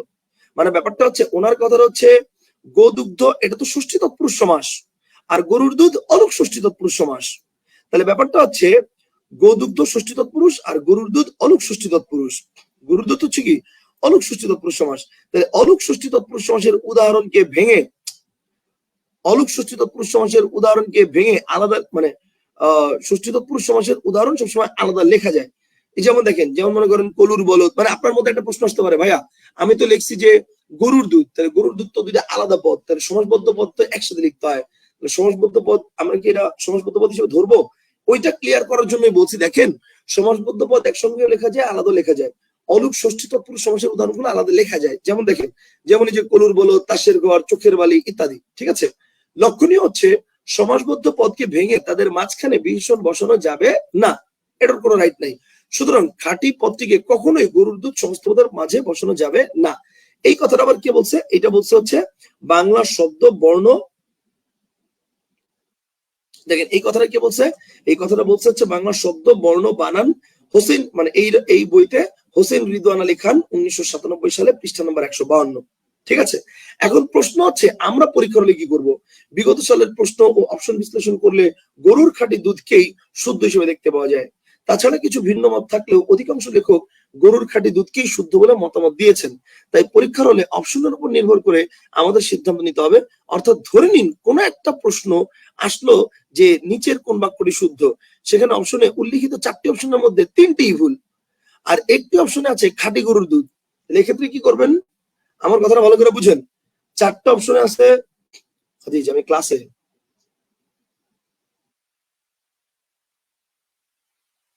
ওকে দেখেন এখানে বলতেছে যে মানে আমরা যেটা বলতেছিলাম, দেখেন ব্যাপারটা হচ্ছে পরীক্ষার হলে অপশনের উপর নির্ভর করে আমাদের সিদ্ধান্ত নিতে হবে। অর্থাৎ ধরে নিন যে কোন একটা প্রশ্ন আসলো যে নিচের কোন বাক্যটি শুদ্ধ, কোন বাক্যটি শুদ্ধ, সেখানে অপশনে 4টি অপশনের মধ্যে 3টা নিশ্চিত ভুল। 3টা কি? 3টা হচ্ছে একদম নিশ্চিত ভুল। ঠিক আছে, 3টা।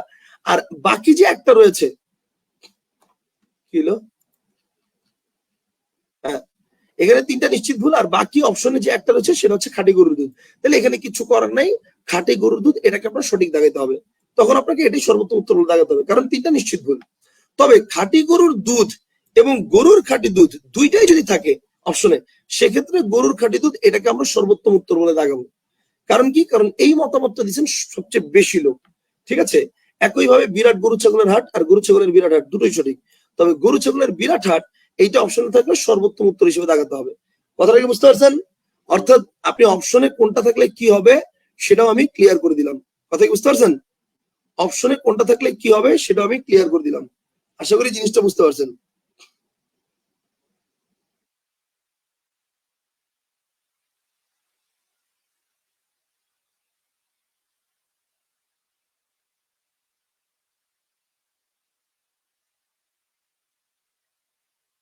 আচ্ছা এ পর্যন্ত ক্লিয়ার? আচ্ছা এ পর্যন্ত আসেন করে ক্লিয়ার। এরপর আসেন, দেখেন এই যে সমৃদ্ধশালী ইম্পর্টেন্ট। সমৃদ্ধশালী ইম্পর্টেন্ট কেন? দেখেন ওই যে একটু আগেই আমরা একটা নিয়ম পড়েছিলাম এখানে,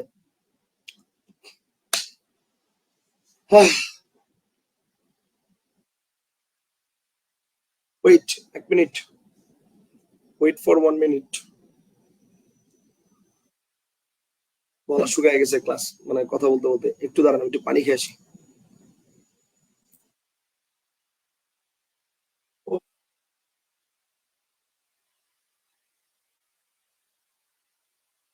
আল্লাহু আকবার।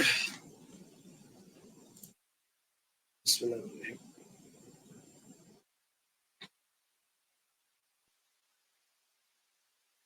কি লিখছেন?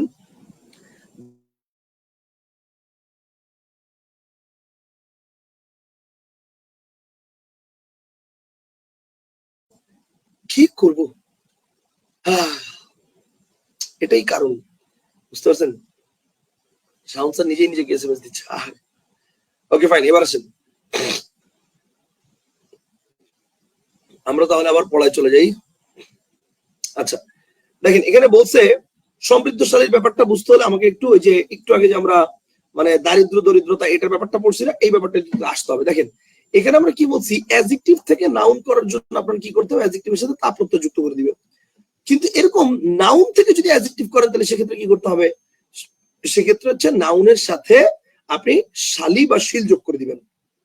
নাউনের সাথে শালি বা শিল যোগ করবেন, ভালো করে বুঝেন। তাহলে শালি বা শিলটা কিন্তু অ্যাডজেক্টিভের সাথে যোগ করা যাবে না। এখন দেখেন বাংলাদেশ একটি সমৃদ্ধশালী দেশ নাকি সমৃদ্ধশীল দেশ, এই দুটো যদি বলি তাহলে ম্যাক্সিমাম কোশ্চেন সমৃদ্ধশালী আর শীল এই দুটোর মধ্যে পড়ে থাকবে। এখন বহুল প্রচলিত হলে বাক্যটা ভুল কেন? দেখবেন মনে রাখতে হবে শালী বা শীল প্রত্যয় যুক্ত হয় সবসময় বিশেষের সাথে। যেমন দেখেন শক্তি নাউন, এরপরে বা বিত্ত নাউন, সম্পদ নাউন, এখন এগুলো বিশেষ্য পদ, এগুলোর সাথে যখন শালী প্রত্যয় যোগ করবেন তখন এটা হয়ে যাবে শক্তিশালী, বিত্তশালী, সম্পদশালী, যেটা অ্যাকচুয়ালি বিশেষণ পদ। যেটা অ্যাকচুয়ালি কি? বিশেষণ পদ। কথা বুঝতে পারছেন? এখন সমৃদ্ধ শব্দটা নিজেই তো বিশেষণ পদ, যার বিশেষ স্বরূপ হচ্ছে সমৃদ্ধি। তাই সমৃদ্ধ এই শব্দটার সাথে কখনো শালি যোগ করে পুনরায় তাকে বিভীষণ করার চেষ্টা করাটা এটা অপপ্রয়োগ। সুতরাং সঠিক রূপ হবে কি? সঠিক রূপ হবে বাংলাদেশ একটি সমৃদ্ধ দেশ, নট বাংলাদেশ একটি সমৃদ্ধশালী দেশ। কথা বুঝতে পারছেন? হ্যাঁ, আপনি যদি সমৃদ্ধি বলেন, এটা বলেন, নাউনটা দিয়ে বলেন, তাহলে নাউনের সাথে আপনি শীল যোগ করতে পারবেন, অর্থাৎ বাংলাদেশ একটি সমৃদ্ধিশীল দেশ এটা বলতে পারবেন। কিন্তু সমৃদ্ধ যদি বলেন, এটা যদি বলেন সমৃদ্ধ, তাহলে এটার পর আপনি শীল বা শালী যোগ করতে পারবেন না, কারণ সমৃদ্ধ ওয়ার্ডটা একটা অ্যাডজেক্টিভ ফর্ম। অ্যাডজেক্টিভের সাথে কখনো শালী বা শীল যুক্ত হয় না, শালী বা শীল যুক্ত হয় নাউনের সাথে। এই জন্য খেয়াল করেন, আমরা কিন্তু বলি বাংলাদেশ একটি উন্নয়নশীল দেশ। কারণ কি? কারণ উন্নয়ন নাউন, এবং উন্নয়নের সাথে এই কারণে আপনি শালী বা শীল বসাতে পারবেন। কিন্তু আপনি কি বলতে পারবেন বাংলাদেশ একটি উন্নতশীল দেশ? বলা যাবে না। কেন? কারণ এই যে উন্নত অ্যাডজেক্টিভ, অ্যাডজেক্টিভের সাথে শালী বা শীল বসে না। কথা কি ক্লিয়ার? আশা করি ব্যাপারটা বুঝতে পেরেছেন। পরের পয়েন্টে আসি আমরা। ভাইয়া ধ্রুব এর প্রাইস কত? 460। আচ্ছা, এরপর আসেন, দেখেন একত্র আর একত্রে, এটার ব্যাপারটা একটু ক্লিয়ার করেন। একত্র আর একত্রে আপনারা অনেক সময় এটাও পান যে একত্রিত, মানে একত্র নাকি একত্রে নাকি একত্রিত, এটা অনেক সময় পান। তো এখন দেখেন এটার ব্যাপারটা হচ্ছে তারা দুজন একত্রে গমন করলো, ঠিক আছে, প্রচলিত হলো বাক্যটা ভুল। কেন ভুল? মনে রাখতে হবে কোন শব্দের শেষে, মনে রাখতে হবে কোন শব্দের শেষে একার যুক্ত হলে বিভক্তি রূপে যুক্ত হয় যখন, তখন সেটা সাথে অর্থ প্রকাশের জন্য ব্যবহৃত। বলবো যে এই মহৎ কাজে, খেয়াল করেন, এই মহৎ কাজে আমায় যুক্ত করুন। এখানে এই যে কাজের শব্দটার সাথে বোঝাচ্ছে যে কাজের সাথে, আমায় এই কাজের সাথে যুক্ত করুন, এটা বোঝাচ্ছে না? তাহলে যেহেতু একত্র কথাটার অর্থই হচ্ছে একসাথে, সেহেতু শব্দের সাথে আবার সাথে যোগ করে একার যোগ করলে, মানে শব্দের সাথে একার যোগ করলে তা বাহুল্য দোষের দুষ্ট হয়ে ভুল হবে। সঠিক বাক্যটা হবে তারা দুজন একত্র গমন করলেন, একত্রে না। কারেক্ট আনসারটা হবে তারা দুজন একত্র গমন করলেন। কথাটা কি বুঝতে পারছেন? আচ্ছা, এবার আসেন, তাইলে একই কারণে সবিনয়ে নিবেদন, এটাও কিন্তু অপপ্রয়োগের দৃষ্টান্ত। কেন? কারণ দেখেন এই সবিনয়ে কথাটার মানেই কিন্তু হচ্ছে, মানে সবিনয় কথাটার মানে হচ্ছে বিনয় সহ। তাহলে সবিনয় মানে যেহেতু বিনয় সহ, তাহলে এই জায়গায় তো আপনার মানে সবিনয়ে বলার দরকার নাই। কারেক্ট আনসার হচ্ছে সবিনয়ে নিবেদন, সবিনয়ে নিবেদন বলবেন না। কনসেপ্টটা কি ক্লিয়ার? আচ্ছা, এরপর দেখেন, এরপর হচ্ছে স বা স, এই স বা স এর মধ্যে কোনটা, কোন স এর অর্থ কোনটা, এটা কেমনে বুঝবো ভাই? দেখেন স বা স, এটার মানে ব্যাপারটা হচ্ছে এই শুধু স যেটা, এই সমান হচ্ছে সাথে, আর এই যে দন্ত স বা এই সমান হচ্ছে নিজ। এখন দেখেন এই সমান হচ্ছে সাথে আর এই সমান হচ্ছে নিজ, এই দুই স এর ব্যবহারে স্বেচ্ছাচারিতা করলে বাক্যে ভুল হওয়ার আশঙ্কা থাকে। যেমন আপনি সপরিবারে নিমন্ত্রিত, কি বললাম? আপনি সপরিবারে, মানে স মানে কি নিজ পরিবার, তার মানে আপনি নিজ পরিবারই নিমন্ত্রিত। আপনার আইসা খাওয়া দাওয়া করার দরকার নেই, আপনি ওই নিজের পরিবারে খাওয়া দাওয়া করে ঘুমায় থাকবেন। কথা বুঝতে পারছেন? ব্যাপারটা হচ্ছে এরকম। কি বলছেন? একজন বলছে, হৃদয় আহমেদ বলছে, ভাইয়া পুঞ্জীভূত মানে কি? পুঞ্জীভূত মানে জমা হয়ে আছে এরকম, বুঝতে পারছেন? পুঞ্জীভূত স্মৃতি মানে মানে ব্যাপারটা হচ্ছে জমা হয়ে আছে এরকম। আচ্ছা, এবার দেখেন ব্যাপারটা হচ্ছে, তাহলে আপনি সপরিবারে নিমন্ত্রিত প্রচলিত হলে বাক্যটা ভুল। এখানে সপরিবার বলতে বোঝানো হয়েছে নিজ পরিবার, তার মানে আপনি নিজ পরিবারে আমন্ত্রিত। তাই সঠিক বাক্য হবে আপনি সপরিবার নিমন্ত্রিত, অর্থাৎ এই যে স, শুধু এইটা হবে। লক্ষণীয় স অর্থ সাথে, অর্থাৎ পরিবার অর্থ মানে সপরিবার অর্থ পরিবারের সাথে, তাই সপরিবার এটার সাথে একার যুক্ত করলে সেটা ভুল হবে। এই যে একত্র আর একত্রে, এই নিয়ম অনুযায়ী, বুঝতে পারছেন? সো কারেক্ট আনসার হবে আপনি সপরিবার নিমন্ত্রিত। কথা কি ক্লিয়ার? আচ্ছা, এরপর দেখেন, এরপর হচ্ছে সর্বাধিক কম, এটার ব্যাপারটা কি? দেখেন আমরা যখন বলি যে বিল্লাল পরীক্ষায় সর্বাধিক কম নাম্বার পেয়েছে, এখন ভাই সর্বাধিক মানে সবচেয়ে বেশি, সর্ব অধিক। এখন তার মানে ব্যাপারটা হচ্ছে কেমন হয়ে গেল না? কারণ সর্বাধিক কথাটার অর্থ হচ্ছে সবচেয়ে বেশি। সর্বাধিক কথাটার অর্থ যদি সবচেয়ে বেশি হয়, তাহলে মানে তাহলে বাক্যটার অর্থ দ্বারাই কি? বাক্যটার অর্থ দ্বারা বিল্লাল পরীক্ষায় সবচেয়ে বেশি কম নাম্বার পেয়েছে, মানে সবচেয়ে বেশি কম নাম্বার পেয়েছে। এটা বাক্যটা ভুল না? এটা ভুল।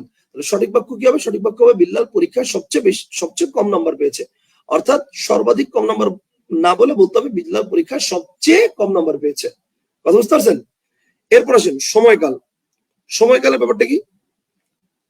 সময়কালে না পড়লে পরে পস্তাতে হবে, বাক্যটা ভুল। কেন ভাই? সময় ও কাল দুইটাই একটা আরেকটার সমর্থক, তাই এখানে যে কোনো একটা ব্যবহার করতে হবে। অর্থাৎ সঠিক বাক্য হবে সময় থাকতে না পড়লে পরে পস্তাতে হবে, সময় কালে না পড়লে এটা বলা যাবে না, বলতে হবে সময়, মানে বলতে হবে যে ওটা কি বলে, সঠিক সময় না পড়লে বা সময় থাকতে না পড়লে পস্তাতে হবে, এরকম। এবার হচ্ছে অশ্রু জল, এ মোস্ট ইম্পর্টেন্ট, যেটা আপনারা মোটামুটি প্রায় বাংলাদেশের ম্যাক্সিমাম স্টুডেন্ট অশ্রু জলকে ভুল বলেন। মানে 99% স্টুডেন্ট অশ্রুজল এই শব্দটাকে ভুল বলেন। এখন আসেন অশ্রুজল শব্দটাকে ভুল কিনা। প্রথমেই যে বলে নেই, ডান পাশে যেহেতু অভিধানের ছবি দেখতে পাচ্ছেন, এটা অভিধানের ছবি। তো তার মানে 100% কনফার্ম থাকেন অশ্রুজল শব্দটা রাইট, অশ্রুজল এটা ভুল না। এখন আপনার মনে হতে পারে ভাই বলেন কি ভাই, অশ্রুজল শব্দটা রাইট, সারা জীবন কি তাহলে ভুল শিখলাম? এবার সে ব্যাখ্যা দিচ্ছি। দেখেন, বেশিরভাগ বইতে অশ্রুজল ও অশ্রুবাড়ি শব্দ দুটিকে ভুল বলা হয়েছে। সেখানে ব্যাখ্যাটা এমন আছে যে বাড়ি শব্দের অর্থ জল, তো অশ্রু শব্দের অর্থই তো চোখের জল, ঠিক আছে? তো অশ্রু শব্দের পরে তাই আবার জল বা বাড়ি ব্যবহার করলে দ্বিতীয় প্রয়োগ হয়ে শব্দটি হবে চোখের জল জল, যা ভুল। কিন্তু এই ব্যাখ্যাটাই পুরোপুরি ভুল। এখন আসেন ব্যাখ্যাটা কেন ভুল। আমি আগে এটা বললাম যে প্রচলিত বইগুলোতে কি ব্যাখ্যাটা পাওয়া যায়, সেই ব্যাখ্যাটা আগে বললাম। এখন আসেন কেন ভুল। দেখেন, বাংলা একাডেমির আধুনিক বাংলা অভিধানে শব্দ দুটির সরাসরি উল্লেখ করা আছে এবং অভিধান মতে অশ্রুজল এবং অশ্রুবাড়ি শব্দের অর্থ নয়ন বাড়ি এবং শব্দ দুটো অশ্রু শব্দের সমার্থক। অর্থাৎ অশ্রুজল মানের অর্থই হচ্ছে অশ্রু, অশ্রু শব্দের একটা সমার্থক। এখন প্রশ্ন হচ্ছে ভাই তাহলে অশ্রুজল এটা সঠিক মানে কেন, ব্যাকরণগত এটা সঠিক মানে কেন, এটা ব্যাখ্যাটা কি? দেখেন, অশ্রুজল ও অশ্রুবাড়ি শব্দ দুটিকে ভুল বলা যেত যদি অশ্রু এবং বাড়ি আর অশ্রু এবং জল পরস্পর ফাঁকা রেখে যথাক্রমে অশ্রু জল এভাবে যে স্পেস দিয়ে যদি এভাবে লেখা হতো, স্পেস দিয়ে, অথবা অশ্রুবাড়ি এভাবে লেখা হতো স্পেস দিয়ে, তাইলে এটা ভুল হইতো। অশ্রুজল এবং অশ্রুবাড়ি শব্দ দুটি সমাস সাধিত হয়ে গঠিত হয়েছে। যেমন দেখেন, অশ্রুর জল অশ্রু জল, এরকম অশ্রুর বাড়ি অশ্রু বাড়ি। এখন শব্দ দুটিকে বাহুল্য দোষ বলা যায় না এই কারণে, কারণ সমাসবদ্ধ হলে অনেক সময় বেশ বাক্যের অর্থ পরিবর্তন হয়ে যায়। যেমন দেখেন, ছাগির দুগ্ধ, এটা কিন্তু আপনি বলেন ছাগ দুগ্ধ। এখন আপনি চিন্তা করেন, ছাগল কি আসলে দুগ্ধ দেয়? মানে দুধটা কি ছাগল দেয় না ছাগি দেয়? দুধটা দেয় ছাগি, কিন্তু আপনি বলতেছেন কি ছাগ দুগ্ধ। এখন ছাগ দুগ্ধ অর্থ যেমন ছাগলের দুগ্ধ নয়, ঠিক আছে, তেমনি অশ্রুজল বা অশ্রুবাড়ি অর্থ নয়নের জল জল নয়। কথা বুঝতে পারছেন? অশ্রুজল যদি বাহুল্য দোষ হয়, একটা নর্মাল জিনিস খেয়াল করেন, ভালো করে খেয়াল করেন, অশ্রুজল যদি বাহুল্য দোষ হয় তাহলে বই পুস্তক এটাও তো বাহুল্য দোষ হওয়ার কথা, কারণ বই মানে তো পুস্তক। তাহলে বসবাস এটাও তো বাহুল্য দোষ হওয়ার কথা। দাবি দেওয়া এটাও তো বাহুল্য দোষ হওয়ার কথা, কারণ দাবি মানেই তো দেওয়া। জল পানি, জল মানেই তো পানি, এটাও তো বাহুল্য দোষ হওয়ার কথা। বা যদি বলি দেখেন, কাপড়, জামা কাপড়, আদর সোহাগ, লোকজন, হাট বাজার, সবই তো এগুলো ভুল। তাহলে যদি অশ্রুজল ভুল হয়, তাই না? তাহলে প্রভৃতি কি, প্রভৃতি শব্দ বাহুল্য দোষ হবে না কেন? আচ্ছা, অথচ এইসব শব্দ আমরা নিয়মিত ব্যবহার করে যাচ্ছি আমাদের প্রাত্যহিক জীবনে। জামবাটি, এটা একটা বহুল প্রচলিত একটা শব্দ, জামবাটি। এখন জামবাটি শব্দটা একটা বহুল প্রচলিত শব্দ, অথচ জাম শব্দের অর্থই হচ্ছে বাটি। তাহলে জামবাটি কেন বাহুল্য হবে না? পাউ শব্দের অর্থ হচ্ছে রুটি, পাউ, তাহলে পাউ রুটি কেন বলি? আপনি খালি এটা বলেন না কেন যে পাউ? এবার আসেন, অলরেডি প্রশ্ন করছে হৃদয় ভাই, এক্সামে আসলে বেস্ট অপশন কোনটা দিব স্যার? অ্যান্সার দিচ্ছি, খেয়াল করেন। দেখেন, এখন কি বলছি, তো এরপর হচ্ছে পাউরুটি বলি না কেন? আচ্ছা, অশ্রুজল বাংলা একাডেমির অভিধানে, অশ্রুজল বাংলা একাডেমির অভিধানে প্রমিত হিসেবে স্বীকৃতি পেয়েছে, অতএব অশ্রুজল অশুদ্ধ নয়। এখন দেখেন, আপনার প্রশ্নের উত্তর দেওয়া আছে যে ভাই, মানে যিনি প্রশ্ন করছেন যে পরীক্ষার হলে আসলে কি দিব, হৃদয় ভাই, আপনার প্রশ্নের উত্তর দেওয়া আছে। দেখেন, পরীক্ষার হলে অপশন বিবেচনায় দাগাবেন। মনে করেন এমন একটি প্রশ্ন আসলো যে নিচের কোনটি ভুল, এবং সেখানে 4টি অপশনের 3টা নিশ্চিত সঠিক, মানে নিশ্চিত আপনি এটা সঠিক যে 4টার মধ্যে 3টা শিওর, আর আরেকটা অপশন আছে অশ্রুজল, তখন কিচ্ছু করার নাই, সর্বোত্তম সঠিক উত্তর হবে অশ্রুজল হিসেবেই আপনি দাগাবেন। মানে প্রশ্ন কিন্তু বলছিল নিচের কোনটা ভুল, প্রশ্ন কিন্তু বলছে কি, প্রশ্ন বলছে নিচের কোনটা ভুল।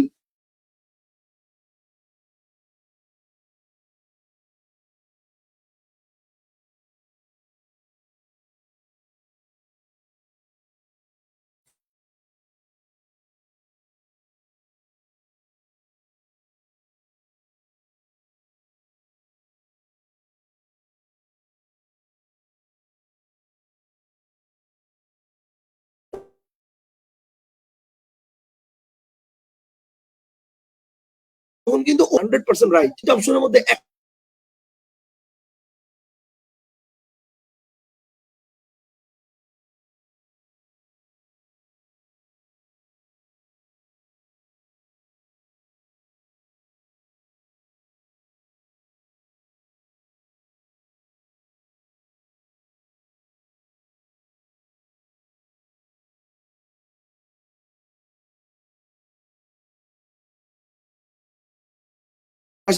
ভীষণের সাথে, যেমন দরিদ্র শব্দের ভীষণ, এর সাথে তাৎপর্য যোগ করলে হবে দরিদ্রতা, যেটা বিশেষ্য পদ। অবশ্য বিশেষণের সাথে ক্ষেত্র বিশেষে জফলা যুক্ত করেও সেটা বিশেষ্য করা যায়, তবে সেক্ষেত্রে আদিশ্য বৃদ্ধি পায়। মানে দারিদ্র শব্দটিও মানে অর্থাৎ দারিদ্র শব্দটি বিশেষ্য পদ, কিন্তু দারিদ্র শব্দটির সাথে যদি তাপত্য যুক্ত করা হয় দারিদ্রতা বললে সেটা অপপ্রকৃত দৃষ্টান্ত হবে। এবং এই নিয়ে আমার একটা ভিডিও তৈরি করা আছে, সেটা মানে এখানে বলা আছে যে যদি মন চায় দেখতে পারেন, যেটা একটু আগে বুঝাইলাম দারিদ্রতা ব্যাপারটা নিয়ে ওইটা। এখন দেখেন তাহলে এটা আমাদের ইম্পর্টেন্ট নিয়ম, এটা হলো আরেকটা ইম্পর্টেন্ট নিয়ম। এরপর হচ্ছে এই যে বিশেষণের দ্বিত্ব প্রয়োগ, এটা বিশেষণের দ্বিত্ব প্রয়োগটা কি দেখেন, বিশেষণ পদকে পুনরায় বিশেষণ করার একটা প্রবণতা প্রায় লক্ষ্য করা যায়।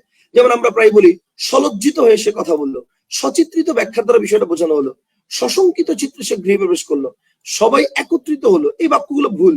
কেন ভুল? দেখেন সঠিক রূপ হবে সলজ্জ হয়ে সে কথা বললো অথবা লজ্জিত হয়ে সে কথা বললো, ঠিক আছে। অথবা দেখেন সচিত্র বা চিত্রিত ব্যাখ্যার দ্বারা বিষয়টা বোঝানো হলো, মানে সচিত্র বলেন নইলে চিত্রিত বলেন, যে কোনো একটা বলেন। অথবা দেখেন শঙ্কিত চিত্তে সে গৃহে প্রবেশ করলো, সশঙ্কিত চিত্তে এটা বলা যাবে না। আবার সবাই একত্র হলো, একত্র মানে একসাথে, সে একত্রিত হলো বলা যাবে না, বুঝতে পারছেন? আচ্ছা এরপর দেখেন, এরপর হচ্ছে আগত আর আসন্ন, এটার ব্যাপারটা কি দেখেন। আগত আর আসন্নের ব্যাপারটা হচ্ছে আগত শুক্রবার ইমাম সাহেব তার কন্যার বিয়ের দিন ধার্য করলেন, বাক্যটা ভুল।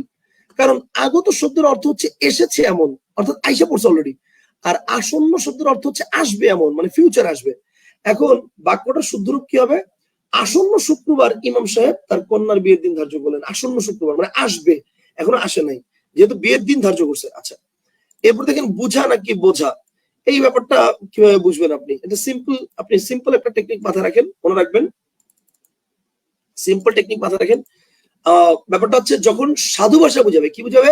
সাধু ভাষা বুঝাবে, তখন হচ্ছে সবসময় এটা হচ্ছে কি হবে, মানে বুঝ হবে, বুঝ। সাধু ভাষার ব্যবহারে সবসময় হবে বুঝ। যেমন কি, যেমন তাহারে বুঝাইলাম, এই যে একটা ভুল পাইলাম আপনাদেরকে পড়াইতে গিয়ে, দেখছেন? এটা কিন্তু তারে হবে না, এটা হবে তাহারে বুঝাইলাম, কারণ সাধু ভাষা না। সাধু ভাষার ক্ষেত্রে কি হবে, এটা তারে হবে না, এটা হবে তাহারে বুঝাইলাম। তার মার্ক করে রাখি, 402 নম্বর পেজ না,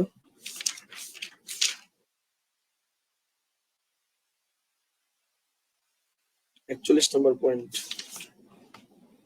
বুঝার বোঝা। এক মিনিট,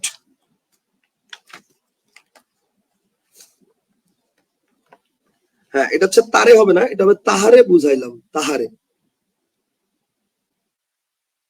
তাহারে বুঝাইলাম। সে বুঝিল না, বুঝিতেও চাইল না, না বুঝিতেও চাহিল না, বুঝিতেও চাহিল না, ঠিক আছে, চাহিল না, বুঝিতেও চাহিল না, ওকে, বুঝিতেও চাহিল না, মনে ভাবিলাম আর বুঝাইয়াও কাজ নাই, ঠিক আছে, মনে ভাবিলাম বুঝাইয়াও আর কাজ নাই। তাহলে এটা হচ্ছে সাধু ভাষা, এটা হচ্ছে কি সাধু ভাষা। তবে চলিত রীতির ক্ষেত্রে সমাপিকা ক্রিয়ার ক্ষেত্রে ব্যবহৃত হয় বোঝ, যেমন তুমি বোঝো, তিনি বোঝেন, সে বোঝাক, ঠিক আছে। কিন্তু আবার আমির ক্ষেত্রে ব্যতিক্রম, আমির ক্ষেত্রে হচ্ছে কি আমি বুঝি, আমির ক্ষেত্রে কি আমি বুঝি, এটা হচ্ছে চলিত ভাষায় সমাপিকার ক্ষেত্রে। কিন্তু চলিত রীতির ক্ষেত্রে যদি অসমাপিকা হয় তাইলে আবার বুঝ ব্যবহৃত হয়, বুঝ। চলিত রীতির ক্ষেত্রে যদি অসমাপিকা হয় তাহলে আবার বুঝ ব্যবহৃত হবে। স্যার ধ্রুবর গ্রামার পার্টের এমসিকিউ আর অন্বেষণের এমসিকিউ কি সেম থাকবে না কম?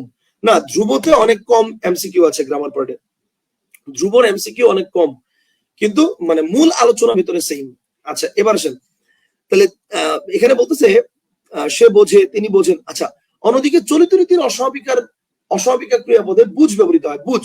যেমন সে পড়াটি বুঝতে চাচ্ছে না, সে পড়াটি বুঝতে চাচ্ছে না। এখন আপনি কিন্তু বলতে পারবেন না বসতে চাচ্ছে না, আপনাকে বলতে হবে, যেহেতু বলছি সমাপিকা মানে চলিত ভাষায় বোঝ ব্যবহৃত হয়, কিন্তু সেটা কখন? সমাপিকা হইলে।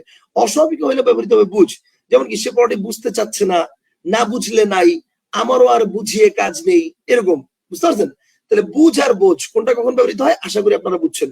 আবার আমি সামারাইজ করে দিচ্ছি, ব্যাপারটা হচ্ছে এরকম যে সাধু ভাষার ক্ষেত্রে অল টাইম বুঝ, আর চলিত ভাষার ক্ষেত্রে দেখতে হবে সেটা কি সমাপিকা ক্রিয়া নাকি অসমাপিকা ক্রিয়া। সমাপিকা হইলে বোঝ, অসমাপিকা হইলে বুঝ, বুঝতে পারছেন? আর সমাপিকা হইলে যে বোঝ, এই বোঝের ক্ষেত্রে আবার একটা ব্যতিক্রম, সেটা হচ্ছে আমি, আমির ক্ষেত্রে সমাপিকা হইলেও সেটা বুঝ। আশা করি ক্লিয়ার। ওকে এরপর আসেন উঠে আর ওঠে, এটার ব্যাপারটা একটু ক্লিয়ার করি। ব্যাপারটা হচ্ছে কখন উঠে আর কখন ওঠে, হ্যাঁ কখন উঠে আর কখন ওঠে বলেন তো? দেখেন, ওঠে স্বাভাবিক ক্রিয়া আর উঠে হচ্ছে অস্বাভাবিক ক্রিয়া। কাজেই শব্দ দুটো ব্যবহারের সময় একটু লক্ষ্য রাখতে হবে। যেমন ধ্রুব সকালে ঘুম থেকে ওঠে নামাজ পড়ে, বাক্যটা ভুল, এখানে উঠে হবে। কিন্তু আপনি যদি বাক্যটা শেষ করে দিতেন ধ্রুব সকালে ঘুম থেকে ওঠে, তাহলে সেটা হচ্ছে মানে কারেক্ট হতো। কথা বুঝতে পারছেন? তাহলে সেটা কারেক্ট হতো। আসসালামু আলাইকুম ভাইয়া, এক্সাম দেওয়ার ব্যাপারে যদি কিছু বলতেন, কবে থেকে এক্সাম দিতে পারবো? আমাদের আর একটা টপিক, মানে আজকের টপিকটা শেষ হলে আগামীকালকের ক্লাসে ইনশাআল্লাহ আমরা চেষ্টা করব উচ্চারণ এবং বাংলা জ্যোতিচিহ্ন এটা নিয়ে শেষ করার জন্য। তাহলে আমাদের ব্যাকরণের সব টপিক নিয়ে আলোচনা করা শেষ, এবং সেটা শেষ হলে আমরা ইনশাআল্লাহ তারপরে মানে এক সপ্তাহ একটা গ্যাপ দিব। আপনারা এক সপ্তাহ পর্যন্ত সবাই নিজেদের মতো করে পড়বেন। এরপর আমি আপনাদের রুটিন দিয়ে দিব যে এই দিন এই রুটিন অনুযায়ী এই কোশ্চেন অনুযায়ী এখানে পরীক্ষা হবে, এবং সেই পরীক্ষা অনুযায়ী আপনারা পরীক্ষা দিবেন। কোশ্চেন আমি রেডি করে আপনাদেরকে মানে ওই নির্দিষ্ট টাইমে পোস্ট করে রাখবো, গ্রুপে শিডিউল পোস্ট করে রাখবো একদম। আমি থাকি আর না থাকি প্রশ্ন অটোমেটিক মানে ওই টাইমে পোস্ট হয়ে যাবে, আপনি ওই টাইমে ঢুকে পরীক্ষা দিবেন। That's it. কথা কি বুঝতে পারছেন? একটা রুটিন দিয়ে দিব, পুরো ওই রুটিন অনুযায়ী পরীক্ষার প্রশ্ন দিয়ে দিব, সব পরীক্ষা হবে। কথা বুঝতে পারছেন? No tension. আচ্ছা, তাহলে ওঠে হচ্ছে স্বাভাবিক ক্রিয়া আর উঠে হচ্ছে অস্বাভাবিক ক্রিয়া। আশা করি এটা বুঝতে পারছেন। তাহলে এটা ইম্পর্টেন্ট ছিল। অর্থাৎ বাক্যের শেষে যদি বলেন তাহলে সাধারণত ওঠে ব্যবহৃত হয়, আর বাক্যের মাঝে যদি বলেন তাহলে উঠে ব্যবহৃত হয়। বুঝতে পারছেন? বাক্যের শেষে হচ্ছে ওঠে, যেমন সূর্য পূর্ব দিকে ওঠে, বাক্য শেষ। কিন্তু আপনি যদি বলেন সূর্য পূর্ব দিকে উঠে, সেটা কিন্তু ভুল। Concept clear?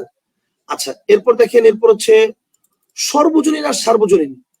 খুবই প্যাচ, এবং এটা এতই প্যাচ যে আধুনিক বাংলা অভিধানের রেফারেন্স সহ উল্লেখ করে দিতে হয়েছে, যে মন চাইলে আপনার রেফারেন্স থেকে দেখে নিন। এখন দেখেন ব্যাপারটা কি, ব্যাপারটা হচ্ছে দেখেন, সর্বজনীন অর্থ হচ্ছে সর্বসাধারণের জন্য অনুষ্ঠিত বা বারোয়ারি বা সকলের জন্য কল্যাণকর, সকলের জন্য প্রযোজ্য নয়। রেফারেন্স বাংলা একাডেমির আধুনিক বাংলা অভিধান 1307 নম্বর পৃষ্ঠা। যেমন এখন পল্লীতে সর্বজনীন পূজার প্রচলন দেখা যায়। কথা বুঝতে পারছেন? এখন পল্লীতে সর্বজনীন পূজার প্রচলন দেখা যায়। হৃদয় আহমেদ বলছে ভাই সাহিত্য ক্লাস কবে অংশ থেকে নেবেন? এই যে এক সপ্তাহ গ্যাপ দিয়ে আপনাদের ক্লাসটা শুরু করব। তো সাহিত্য অংশ যখন ক্লাস চলবে, পরীক্ষার গতিতে চলতে থাকবে। সাহিত্য অংশের ক্লাসের একটা রুটিন দিয়ে দিব, ওই সময় সাহিত্য অংশের ক্লাস নিয়ে নিব, টেনশনের কিছু নাই। এক সপ্তাহ গ্যাপ দিব, এক সপ্তাহ গ্যাপ দিয়ে ইনশাআল্লাহ মনে করেন আমি এর মধ্যে সব আমার রুটিন সব ফিক্স করে ফেলবো যে কবে কোথায় ক্লাস নিতে যাচ্ছি। কারণ যেহেতু অ্যাডমিশন সিজন আসছে, সো আমার দেখা যাচ্ছে যে বিভিন্ন জায়গায় ক্লাস নিতে যেতে হয়। তো ওই রুটিনটা ফিক্স করে দেখা গেছে যে আমি আপনাদেরকে বললাম আজকে ক্লাস নিবো, কিন্তু আমি ওই দিন ঢাকার মধ্যেই নাই। তো এই কারণে হচ্ছে রুটিনটা ফিক্স করে তারপর আপনাদের ক্লাসের শিডিউলটা দিতে যাচ্ছি, এর আগে না। বুঝতে পারছেন? ওকে, ফাইন। এরপর দেখেন, তো এরপরে বলছে যে সর্বজনীন অর্থ হচ্ছে, তার মানে কি, সর্বজনীন অর্থ হচ্ছে সকলের জন্য কল্যাণকর, আর সার্বজনীন অর্থ হচ্ছে সকলের মধ্যে জ্যেষ্ঠ বা প্রাচীন। যেমন দেখেন, যেমন মনে করেন প্রাচীন ভারতের সার্বজনীন শিক্ষা ছিল অবারিত দ্বার। মানে কি, মানে প্রাচীন যে শিক্ষা ব্যবস্থা, সেই শিক্ষা ব্যবস্থা ছিল অবারিত দ্বার। তারপর হচ্ছে নেলসন ম্যান্ডেলা দক্ষিণ আফ্রিকার একজন সার্বজনীন নেতা। নেলসন ম্যান্ডেলা দক্ষিণ আফ্রিকার একজন কেমন নেতা ভাই? একজন সার্বজনীন নেতা। এখন আপনি বলতে পারেন ভাই সার্বজনীন নেতা কেন, এটা কেন সর্বজনীন নেতা হবে না? কারণ আমি কি বলছি, কারণ বলছি যে সার্বজনীন মানে হচ্ছে জ্যেষ্ঠ নেতা, জ্যেষ্ঠ নেতা। কথা বুঝতে পারছেন? সার্বজনীন মানে কি, জ্যেষ্ঠ নেতা। এখন আপনি বলতে পারেন কেন ভাই, উনি কি সবার জন্য, মানে সর্বজনীন মানে তো সকলের জন্য, তাহলে উনি কি সকলের জন্য লড়াই করেন নাই? উত্তর হচ্ছে না, উনি সকলের জন্য লড়াই করেন নাই। উনি কেবলমাত্র শ্বেতাঙ্গ যারা তাদের জন্য লড়াই করছে। কথা বুঝতে পারছেন? সরি, কৃষ্ণাঙ্গ যারা, উল্টা বলছে, কৃষ্ণাঙ্গদের জন্য লড়াই করছে, অর্থাৎ যারা ব্ল্যাকিশ তাদের জন্য লড়াই করছে। যারা শ্বেতাঙ্গ তাদের জন্য কিন্তু তিনি লড়াই করেন নাই। কথা বুঝতে পারছেন? যারা মানে কৃষ্ণাঙ্গ তাদের জন্য তিনি লড়াই করে গেছেন। বুঝতে পারছেন? Nelson Mandela. Okay, fine. এরপর দেখেন বাক্য দুটির প্রথমটিতে সার্বজনীন শিক্ষা বলতে প্রাচীন শিক্ষা, আর দ্বিতীয়টিতে সার্বজনীন নেতা বলতে জ্যেষ্ঠ নেতা অর্থাৎ বয়োজ্যেষ্ঠ নেতাকে বোঝানো হয়েছে, বয়োজ্যেষ্ঠ অর্থ বোঝানো হয়েছে। আবিধানিক ভাবে দুটো বানানই শুদ্ধ, কিন্তু একটির পরিবর্তে আরেকটির ব্যবহার করলে সেটা হচ্ছে অশুদ্ধ হবে। আবিধানিক ভাবে দুইটি বানানই শুদ্ধ, কিন্তু একটির পরিবর্তে অপরটি ব্যবহার করলে সেটা অশুদ্ধ হবে। কনসেপ্টটা কি ক্লিয়ার? বলেন, বুঝছেন না বুঝেন নাই? এই পর্যন্ত ক্লিয়ার? আশা করি ক্লিয়ার। এরপর দেখেন, এরপর হচ্ছে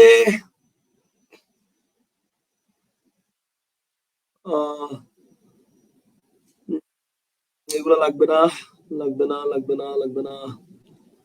কেবলমাত্র আর শুধুমাত্র, এটা তো জানেনি, কেবলমাত্র আর শুধুমাত্র এগুলা এগুলা ভুল। মানে কেবলমাত্র অনুমোদিত ব্যক্তির জন্য বা শুধুমাত্র অনুমোদিত ব্যক্তিবর্গের জন্য, এটা ভুল। কারেক্ট আনসার হবে হচ্ছে কেবল, মানে অথবা শুধু অথবা মাত্র। সঠিক বাক্য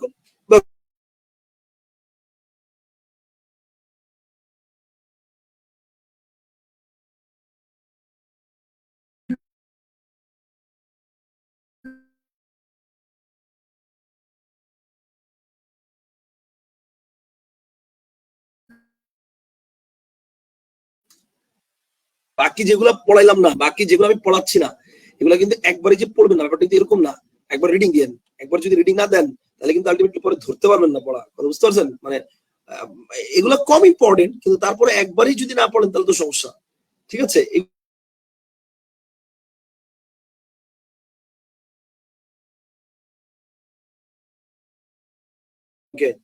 এটা আপনারা ইয়ার মধ্যেই পাবেন, এই যে হয় না এটা আপনারা হচ্ছে যে নত্য সত্য বিধানের নিয়ম, তো এইখানে বলার দরকার নেই, কিছু নেই। ঠিক আর সঠিক এটার ব্যাপারটা একটু বলি। ঠিক আর সঠিক এটার মধ্যে অনেক সময় প্যাচ লাগে যে কোন শব্দটা সঠিক, সঠিক শব্দটা সঠিক নাকি সঠিক শব্দটা ভুল। তো সঠিক ব্যাপারটা নিয়ে অনেকের আপত্তি দেখা যায়। আপত্তি দেখা যায় কেন? কারণ অনেকে মনে করে যে সঠিক শব্দ আসলে ঠিক নাই, সঠিক শব্দ আসলে মনে হয় যে ভুল বলা আছে, অনেকে মনে করেন এরকম। ঠিক আছে? অনেকে মনে করেন যে এটা হচ্ছে সঠিক শব্দটা ভুল বলা আছে, তো এটা আসলে সঠিক শব্দটা ভুল নাই, সঠিক শব্দটা 100% রাইট। ঠিক আছে? বাংলা ব্যাকরণ এবং উভয় রীতি অনুসারে শব্দটা 100% রাইট। এইটার ব্যাপারটা হচ্ছে, আপনাকে দেখেন আমি একটা বাক্য বলি, ধরেন আপনাকে বললাম যে, ধরেন আপনাকে আমি বাক্য বললাম যে সঠিক শব্দটা নিয়ে একটা বাক্য বলি না, যেমন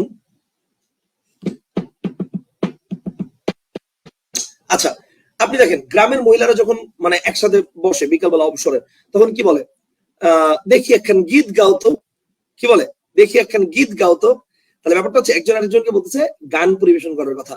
এখন শহরের মানে যখন আসেন তখন মঞ্চের ব্যাপারে বা মঞ্চের দিকে কখনো এই গীত শব্দটা কি ব্যবহার করা হয় নাকি ব্যবহার করা হয় গান?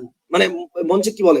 এই মুহূর্তে মঞ্চে গান পরিবেশন করতে আসছে অমুক, বা এই মুহূর্তে মঞ্চে সঙ্গীত পরিবেশন করতে আসছে অমুক। তখন কখনো কি বলে এই মুহূর্তে মঞ্চে গীত পরিবেশন করতে আসছে অমুক? বলে না, বলে সঙ্গীত পরিবেশন করতে আসছে অমুক। আমার কথাটা কি বুঝতে পারছেন? তাহলে ব্যাপারটা হচ্ছে, তাহলে ব্যাপারটা হচ্ছে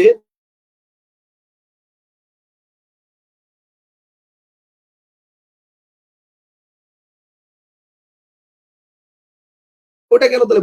গীত যেমন রাইট, সঙ্গীত তেমন রাইট, জয় যেমন রাইট, বিজয় তেমন রাইট। তো এগুলো তো উপসর্গ যোগে, ঠিক তেমনি ভাবে ঠিক এবং সঠিক দুটোই রাইট। এরপর আসেন স্বাগতম আর সুস্বাগতম, এটা লাগবে না। অভ্যন্তরীণ আভ্যন্তরীণ, হ্যাঁ এই ব্যাপারটা একটু ক্লিয়ার করি, মনে রাখবেন। ইক প্রত্যয় যুক্ত হলে আদিশ্বর বৃদ্ধি পায়, ইক, কিন্তু ইন প্রত্যয় যুক্ত হলে আদিশ্বর বৃদ্ধি পায় না। ঠিক আছে? তো এই কারণে অভ্যন্তরীণ এটাই রাইট, আভ্যন্তরীণ এটা হবে না। যদি আমরা আভ্যন্তরীণ লিখি অনেক সময় আভ্যন্তরীণ হবে না, অভ্যন্তরীণ হবে। এরপর হচ্ছে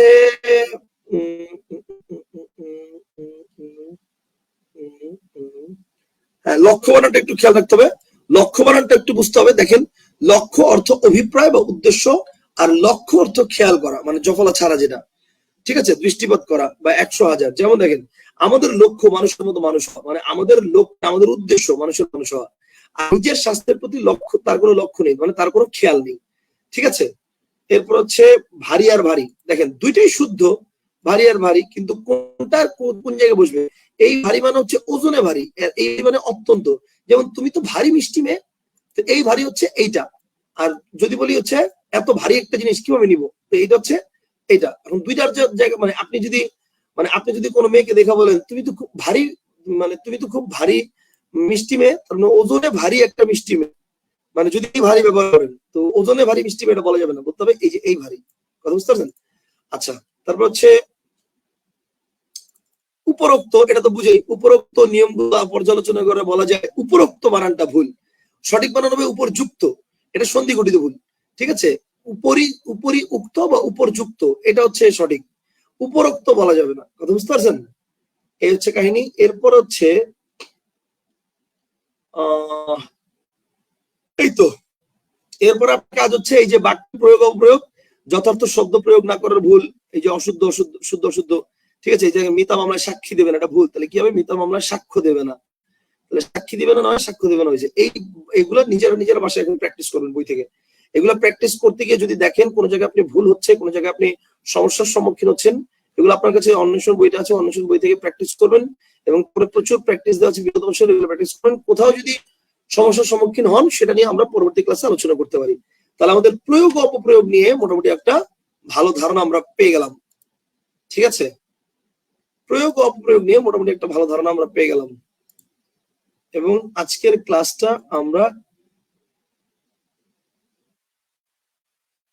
ওকে, আজকের ক্লাসটা আমরা এখানে তাহলে ইতি করব। তাহলে আজকের মতো এখানে ইতি, সবাই ভালো থাকেন, ইনশাল্লাহ আগামীকাল দেখা হবে। আগামীকাল সন্ধ্যায় আবার ক্লাস নেবে ইনশাল্লাহ আপনাদের, ইনশাল্লাহ আগামীকাল সন্ধ্যায় আমাদের ওই উচ্চারণ আর হচ্ছে যুক্তি বা ছেদ চিহ্ন জিনিসটা দেখালে ইনশাল্লাহ আপনাদের ব্যাকরণের যত টপিক ছিল সব টপিকের ক্লাস নেওয়া শেষ হয়ে যাবে। ঠিক আছে, আল্লাহ হাফেজ, আসসালামু আলাইকুম, বাই।